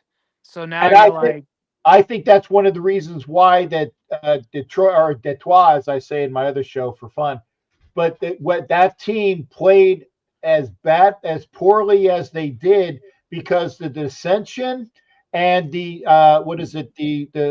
conflict and all of that stuff between the team, the players, and the coordinators. Not confusion, but the interruptions. There's a name for it. Damn it! Come on, lawyer. Thank you. And it wasn't even the lawyer that said it. Gosh darn it, there, Alex. I'm ashamed of you. Anyway. The distractions that the OC and the DC were going through week that's bullshit. Probably because it was not just the one side, it was both sides. And I think that really detracted from Detroit's play. And but I take Spags. My number one candidate though is Pete Carroll, because Pete Carroll has a Rolodex of people that will come work for him and make if he gets hired, who's coming back. An ex-Charger, ex-Raider, and Gus Bradley. He'll be our DC then. Wait, really? With Pete? No. You got to remember the Legion of Boom, right? Yeah. Who was Pete's DC? It was Gus. Dan Quinn. Not necessarily. Dan Quinn. Dan Quinn was DC. And then he went to Atlanta. The thing with Gus's defense is you have got to have elite players on every level. Like I'm talking about top tier for that defense to work. Yeah. If not, it gets picked apart because he plays that cover, that 3-high BS, and it's just everybody. Yeah, it's like bend, don't break. It's like they give up a lot of yards and so forth. And honestly, right now there's two guys that I kind of like ahead of Pete, and I forget his name. The Dallas Cowboys head coach. He's won everywhere he's gone to. McCarthy, yeah, because you look at it. Jerry Jones really messed up. I almost said an F word. Messed up that salary cap, and you really hurt that team from going further because they're always in salary cap hell. but he's been a winner wherever he's been. And, you know, I'm talking like a younger guy I kind of like is Baltimore's offensive coordinator, Moken. That's my number Todd 2. Monken. Todd Monken. Moken. Yeah. Todd Monken has the pedigree from the University of Georgia. Who was the tight end from the University of Georgia? Oh, that's right. It was Bowers. Yeah. If you want to make Bowers even better, bring in Todd Monken. Okay. And the other thing about Monken is that he made that offense with the Ravens that much better because he had Lamar running less and throwing more. And he diversified the value of Lamar Jackson. Obviously, the Raiders need a quarterback, but you were talking about that hooker. I'd take a flyer on bringing Hendon Hooker in, who right now is the number 3. Art Milton, the guy in New England. Yeah, those guys for you know, UT. They're both UT guys, if I'm not mistaken. Yes. You know, they can run, they can pass. They're bigger, stronger versions. You can get a lot out of them. Okay, I think that Milton's probably going to be stable. You might take a flyer on Hooker, depending upon what you do with what is it, Teddy Bridgewater. Teddy Bridgewater is overlooked as being a decent bridge quarterback as well. He might be available. And but yeah, I would take Todd Monken if I don't have Pete Carroll. Well, it's interesting because the Raiders have requested for an interview, and I haven't heard anything back if he's going to actually accept or not accept on that one. And they have not reached out to the Dallas Cowboys head coach at all at this point. You might be on to something, Kenna, about McCarthy because, I mean, it just seems like whoever goes to Dallas turns to crap because Jerry Jones has got their claws into these guys so much that, and then with their cap issues as well. So, I mean, I don't know. He seemed to be pretty decent in Green Bay for a while, but who knows? And he was even better, I think, with Dallas when he first got there until they had all the bad, contracts with their quarterback, like waiting to the last second to get something done. Instead of doing like, what Kansas City did with Patrick Mahomes, be proactive. Okay, we're going to sign you to this 10-year, $500 million contract like the best and get it done way ahead of time instead of waiting until like the day before you go to training camp and you have no leverage. And now they got other players like their defensive end that's going to be coming up, and they had to do CeeDee Lamb and, give him a massive payday. So, yeah, Jerry Jones sticks his nose in there. So that's the reason why I like him. What I thought was interesting, which was really cool, is that, Raiders did actually, make a move, and they signed their general manager in the way of Spytek, who I didn't know this until today. He was actually on the same team in Michigan with Tom Brady. And then, of course, he's like one of the architects to bring Tom Brady over to Tampa. So those guys go all the way back. He wasn't the architect, but that his ties to Brady, bringing him in because of his ties in Michigan, definitely helped Jason Light out. Okay, yeah. It was an easier bridge, and the reason why Brady went there was because a certain I can't remember a certain person that was in Vegas kept another guy by the name of Carr, or Brady would have been in Vegas. It's. I mean, those were the rumors, big time. Yeah, and I didn't know. And I didn't know Spytek actually played or was in the Broncos organization and got a Super Bowl with the Broncos. Yeah. Yeah, he's got what is an undersold and undervalued element is you have Champ Kelly, you have a couple other folks that have all come through Denver, but what ended up happening was in Denver, and this is why I've been heavily critical of John Elway. I mean, at every opportunity, I will be critical of John Elway as a general manager. John Elway did not like to be challenged and wanted to be seen as the reason. And this is very much what you guys are talking about with Jerry Jones. Jerry Jones cannot stand to not be the reason why the thing doesn't happen. So he needs to be the stir stick that makes the drink, right? That's what Jerry Jones's mentality is. John Elway had a very similar mentality as a general manager of the Denver Broncos. That's why when you look between when Sean Payton first started, Sean Payton's first year with the Denver Broncos, if you actually listen to his very first press conference, He made a comment about the fact that John Elway was still in the building with the largest office that was there.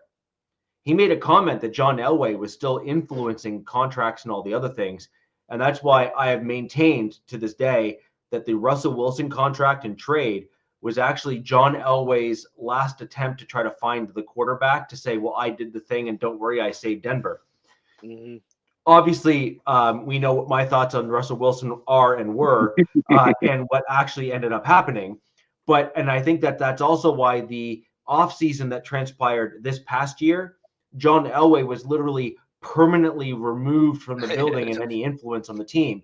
Deactivated his key card. They said your key card's gone. Like, get the hell out. And the reason why they did that was because of the negative impact that he had on the team.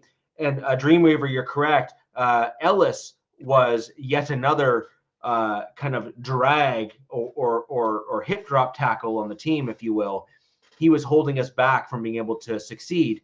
Sean Payton and George Payton this past season were able to finally get a full off season where they could kind of go in the back room and put on the big board kind of the next steps that we need to do to get better as an organization. And the Denver Broncos have never been this successful in the last almost decade as we are this year. And that is including John Elway's, in my opinion, dead cap hit for Russell Wilson of $85 million, which is like 25% of the cap for our team, which is impressive as an organization. Real quick before we end the show, though, now that I'm done kind of my rant on the Broncos and other things like it, and how GMs and kind of meddling owners can really drag down a team.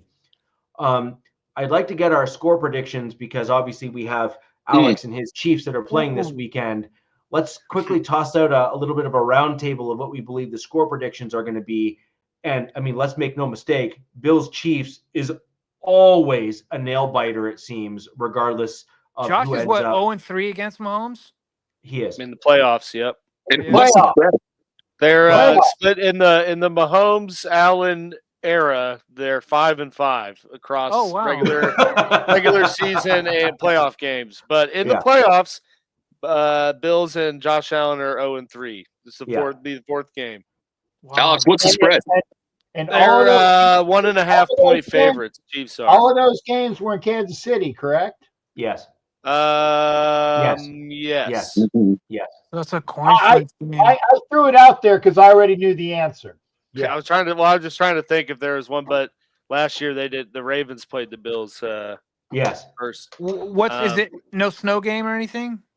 No, it'll just be, I think, just pretty cold. Like there's no forecast. I'll find out.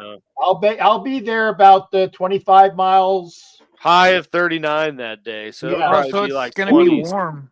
Hey, Richie, that's a warm one for you. Game, but, so what's the temperature? You say 39? That's the high for the day. Richie's wearing shorts, flip flops. That's shorts right there for sure. Hey, Rich, right here, okay, right here. It's 40 degrees in Florida. Actually, it was dropping into the 30s, and I'm like, well, thank God I'm getting a little bit of a dose so I can somewhat attuned to when I walk out into MCI and be freezing and hating life with a bunch of red crap staring at me in the face as I walk through the airport. No, do you know what? I'll be fair. You weren't here, but Richie made a great joke. 40 degrees in fairness is shorts and a sweater. I'll be fair. That's shorts and a sweater, but that's still shorts. There we go. That's still shorts. Hey, Cap, Richie made a joke before the show came on. He's like, he has to keep his refrigerator going so his beer doesn't freeze.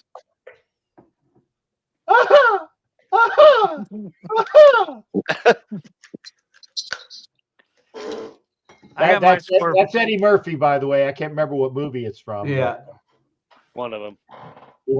Yeah. So, Alex, we're gonna end with you, but let's go in order here, and we'll go Jack, DZ, myself, and then Alex. So, Jack, let's go with you first. Jack. Isn't that from a movie? Yeah, Incredibles. Okay, yeah. Incredibles for sure. Yeah, Jack, Kenna, you go first. All right, I see this as a high-scoring game. I believe like the offenses are going to be going off.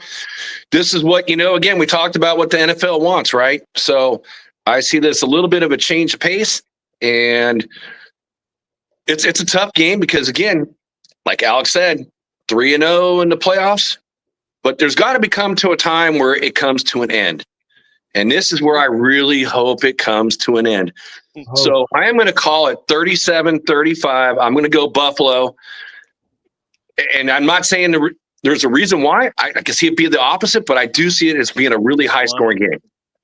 That's what the NFL wants, and I think that's what they're going to put out there. All right, Jack. What do you got? Write it down. Captain. I know, and I hope. You know what? I'm just going to leave it at that. I'm hoping that the NFL community as a whole, aside from like one state and then a portion of another state and a portion of another state, like Iowa and Missouri and all the Kansas. Arkansas. Yeah, Arkansas is still on the other. I'm hoping that it will be a Buffalo win. I'm serious. I'm hoping it'll be a Buffalo. The hope can actually come to reality if you guys know what the next words out of my mouth are going to be. If the Zebras stay the F out of the game.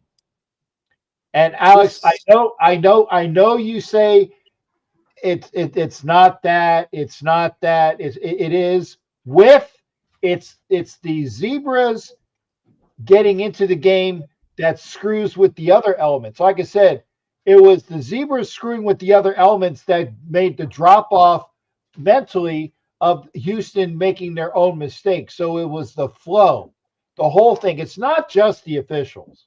It's when the penalties are called and to what extent and the outcome. It's the dynamics of the penalties themselves.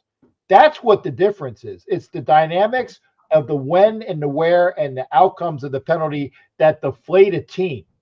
Okay, I'm going to go back to the two calls, and yeah, I know I'm a Raider fan bitching about fishing. I get it, but when you go to the Bengals Raiders game of a couple years ago, the inadvertent whistle and the way it was played out, that caused a bunch, the mentality of the team to drop when you get a touchdown at the end of the half that shouldn't have been a touchdown. It's mental stress. It's when Tom Brady walks off the field after he knows he effing fumbled and then is reprieved by an official and goes to the podium afterward and says, yeah, we all knew it was it's the when and where and what the mentality drop is for that team.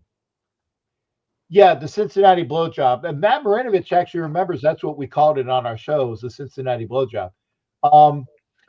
The inadvertent whistle on the game that we had with the Chiefs earlier on Black Friday. It wasn't just because of that whistle. It was Carlson screwed the game with 9 points. It was like maybe it was 7. It was like 3-3-1. But Carlson not kicking field goals when he normally did, and then it comes down to an inadvertent whistle on a bad snap. And and Alex, I don't know if we said this, but if you go by the inadvertent whistle, the play is whistled dead at that point, and it's a redo. The Chiefs don't get the ball. It's a redo because of an inadvertent whistle, and they kind of forgot that on that play. If the officials don't become a portion of the game, I think that Buffalo might have a chance. I think that they're probably pissed off that they keep going up against Mahomes in a playoff game, and they want to win. Can they win? Yes. Will they win? I don't know. And I know that that's kind of a wishy-washy thing. I hope, I pray, but I really don't want to see your effing team in the damn Super Bowl anymore for 2 weeks, because I'm going to be in Kansas for 2 weeks, and I don't want to deal with those bastards. And I'm walking around at Fort Leavenworth with all that red and the smack talk. It would make my next 2 weeks a lot nicer. Living hell, Oh yeah, it will make Yeah. my next few weeks. And selfishly, I say it with a smile on my face. But selfishly, I'd like to go through my 2-week period of getting money with the Army at Fort Leavenworth, with not having to hear about any Chief fans. And there's a shit ton there, obviously, that I'm gonna be working with, and they know who I am, and they know what my colors are. I think that it's going to be a damn good game. I'm just hoping that we don't have, and if I'm able to come on, because again, I don't know what my work schedule is. If I'm able to come on again, I will. I don't even know if I'm going to be able to do NFL Nation Live because of my work schedule. But I'm hoping that it's something that we can say it was a damn good game, and it wasn't because of X, Y, and Z. It was because this guy screwed up and that guy screwed up, or this guy played well, or that kicker missed this. Correct. It's football teams. That's all I ask for. If Kansas City is a fantastic team, I don't take anything away from it. You get Andy Reid and all those wins, and you get all the things that Andy Reid can do and Spags can do, and their special teams guy who's a monumentally great coach. His name escapes me. Okay, the team is put together well. I take nothing away from that. But when you give them easy shit on top of this stuff, it's like you're getting your cake and your dessert, and then the lemon meringue pie with the creme. What do you call that? Creme brulee. Thank you, the creme brulee, and then you get a blowjob on top of it from the chick that's giving it to you. You don't need all of that extra stuff. Win by being a great team, and not because of the other things, and that's why it's fans across the United States that give it to you, Alex. And that's why we don't take the fact that we know you're a great team, but don't make it so damn easy and obvious. I think that's the lamentation. I think that is the correct word. That is the lamentation of fans across the United States. But if it becomes that, I think that Kansas City will go to the Super Bowl again, because that's what the color scheme says it's going to be. Fair enough. So, DZ, what are your thoughts in terms of score predictions and outcome? Well, you can tell somebody has a show. This guy. Point the other way, DZ. That's backwards. No, it wasn't. Oh, is it really? Yeah. Over here. Yeah. Oh, there you okay. go. Yeah, you can tell this guy has a show. Anyways, I will be an honorary member of Bill's Mafia for this game. I will be looking for the 90s MC Hammer pants, and I will be rooting for him. But I have this 31-30 Chiefs. I have the Chiefs going to the Super Bowl, and I have it being a Chiefs-Eagles rematch. I know we're probably not supposed to say that. I mean, I think it's going to be a Chiefs-Eagles. It's got two giant fan bases, Evil Empire, Philly fan base, that whole nine. But I think it's going to be a really close game. But I think the Chiefs are going to do what they've done all season, is it's like a walk-off field goal or something, Harrison Butker for the win. Yep. So simple. 31-30. There is one caveat here that I'm going to add to my prediction, and then Alex, throw over to you to end the show. If Josh Allen and the offensive line of the Buffalo Bills plays up to their actual potential, and I mean true potential, then I think they have a chance at winning. However, it seems that Josh Allen against the Chiefs specifically seems to try to always do too much and always ends up making mistakes. And on top of that, I believe the Bills have a reshuffled offensive line, and they have not been used to playing a pass rush that is as good or even close to, if I'm going to be honest, what the Chiefs have on their roster. The one guy that I do believe is the difference maker, and you saw that in the last game for the Kansas City Chiefs, I'm trying to speak quickly, but I want to get some of the talking points out there because I think it's important, is Karlaftis. Karlaftis has really come into his own and deserves a tremendous amount of credit. He also is somewhat unique. He is not the light, shifty pass rusher. He has got a little bit of meat on the bone, if you will, in terms of his size. He is a bigger guy. He's eaten a few steaks in his day. Yeah, he's eaten a few steaks in his day, right? And as a result, he's able to play that dual threat pass rush role where he can stop the run, rush the passer, but then also play and shift to a power style of rushing the passer, which really does kind of set him apart from a lot of other rushers. Like a Khalil Mack type. Correct, exactly. And that really separates himself a little bit from a lot of other guys. And because he's starting to mature and he's learning from Chris Jones and he's going to the Von Miller pass rush camp and all of these other things, he has really elevated his game. If the Chiefs' defensive line is able to step up and do what I know they're capable of, not even what I think, I know they're capable of, I think that Buffalo is going to have a rough day. And I think that they are just – the Chiefs are built to have a size in their terms of their defensive line. They have a certain mass to them that allows them to get to the passer, which my Denver Broncos did not. I think that the Bills are going to attempt to go the jumbo set like they did against the Broncos to try to negate the Chiefs' defensive line. The difference is I have Vance Joseph and you have Spags. Spags wins every time, not even close. It's just a fact. So I'm sorry. It is what it is. Vance Joseph has a very simplistic screen.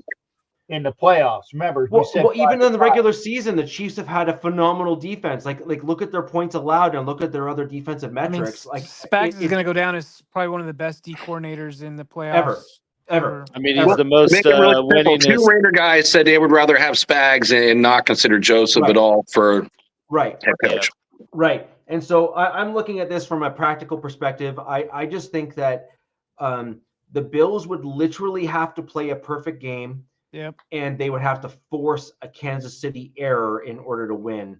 With that in mind, I see this as a pretty close game, but I think ultimately there's going to be a bit of a pull away moment. I do see this as very much being something like a 31-23 type of game where you end up with just like that last little kind of pedal to the metal, element from Kansas City, whether it be their field goal kicker, who is excellent, whether it be their defensive coordinator who does, who basically forces Josh Allen to make a stupid choice. Any one of those things are possible. I see this as kind of that type of game. So I'm going to call this as a 31 to kind of 31-23, 31-24 game in favor of the Chiefs. And that's where I'm going to leave it for all the reasons I said earlier. If this happens, what you just said, Niagara Falls is going to be busy. And this is going to be like deja vu when they went 0-3 or 0-4 in the Super Bowl. Like, we might have to, fans might have to go up there to console these Bills fans. I agree. Well, in fairness, though, if we're going to be honest, and I didn't want to spend too much time on this, but just in fairness, if we're going to be blunt and honest about the circumstances here, the Bills were actually not supposed to be this good this year. The Bills actually shed a lot of dead weight on their team, and they actually outperformed where they were supposed to be, kind of like what my Denver Broncos did. They were not actually meant to make it this far. They were never meant to be as good as they were this year. The team just all came together and started to play as a cohesive unit, which speaks volumes to their head coach, regardless of what anyone wants to say, and says a lot about Josh Allen as being a talented quarterback because he's overcome a lot of the mistakes and stuff that he's made in years past, including interceptions. So if they lose, they have no shame. They should not be hanging their heads down low at all. They should be very proud of what they were able to do this season. However, I do think you are correct that there's going to be this 800-pound gorilla, in the shape of a Mahomes on Josh Allen's back that he's going to have to shake if he ever wants to be seen as a generational type quarterback like Brady versus Manning was. Manning was able to shake the Brady gorilla and kind of get those 2 Super Bowls and set all those single season records, whereas Brady won more Super Bowls, but they were basically seen as A and B. And then I think that Mahomes and Allen have that potential of being seen as A and B, but Allen needs to overcome and get past that hurdle. I just don't think this is the year. Alex, over to you. Yeah, well, pretty much all the big points have been taken, outside of, I guess, what the further components to what I think, will need to happen for the Chiefs to win. I fully understand, as I've alluded to, in some of my comments, that pretty much no one outside of Chiefs Kingdom wants to see the Chiefs win this game. It is what it is. And like I said, that there's some sort of feel-good component to that because, it's more of your guys' annoyance and just being tired of seeing a team go to the AFC Championship game for 7 straight years. I get it. That happens. Right. But like I said, like they have been in these moments. They've been in this situation. The Chiefs are the team that just does, what they need to do, and doesn't put themselves in situations, especially when the lights are brightest. That's what plenty of the big media heads said. Like, this is the type of team that you can't make mistakes against, especially in the playoffs. And that's very much what this game's going to be too, because that's the same MO goes for the Bills and how they are their workup as a team. So I very much believe that this game's going to come down to whoever has the ball last, whether that's in regular time or overtime of the game. But this will very much be a blow for blow prize fight, if you will. And to me, the biggest component or deciding factor will be which defense can get the more 3 and outs on the opposing offense, because that's really been. You go back and look at the prior game in Week 11. That was outside of obviously their rushing game and Josh Allen being a godly runner when he wants to be. In pivotal moments, they were unable to get crucial 3rd down stops and hell, even a 4th down stop. And both of these defenses going into this game are like 29th in the league in 3rd down conversion percentage allowed. They're actually tied at like 44%. So, it's pretty much like the Spider-Man meme of 2 defenses that, aren't overly efficient on 3rd down. So that, is going to be the big factor. And then, you just kind of, from KC's perspective, you got to see, more of what they did against Houston, the stifling, constant pressure defense that's, in the QB's face and opens up opportunities for there to be turnovers.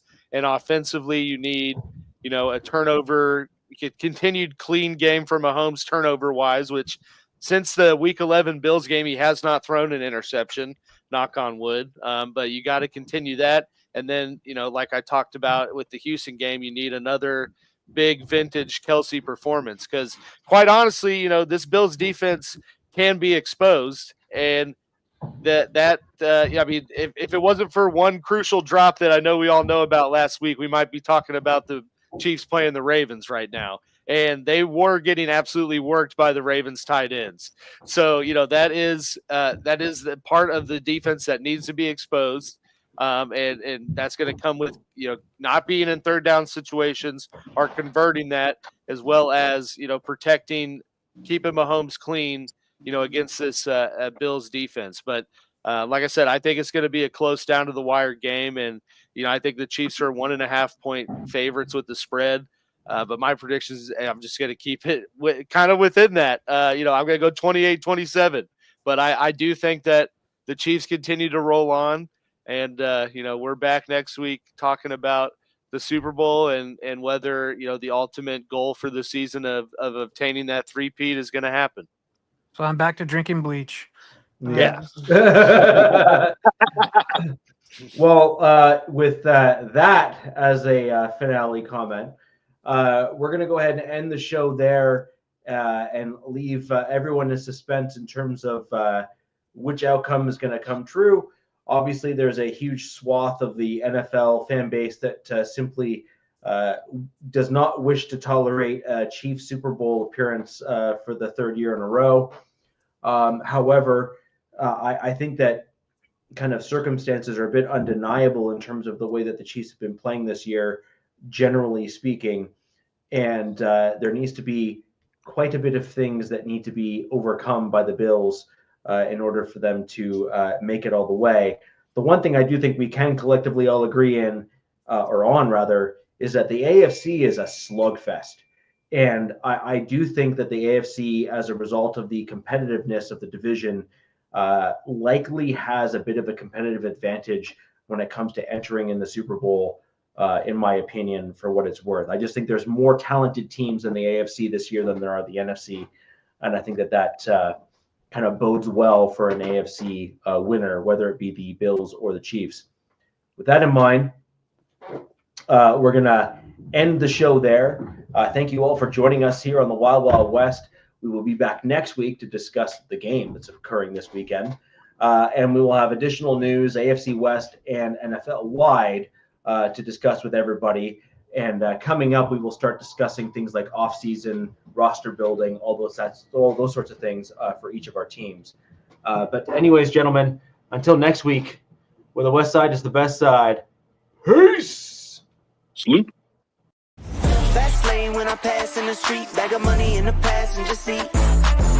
Tempo's been asking for me on the road from the west to the east. Way up, I might never come down, cause the coast racking up the flight miles.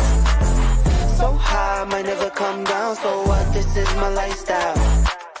Wait a minute.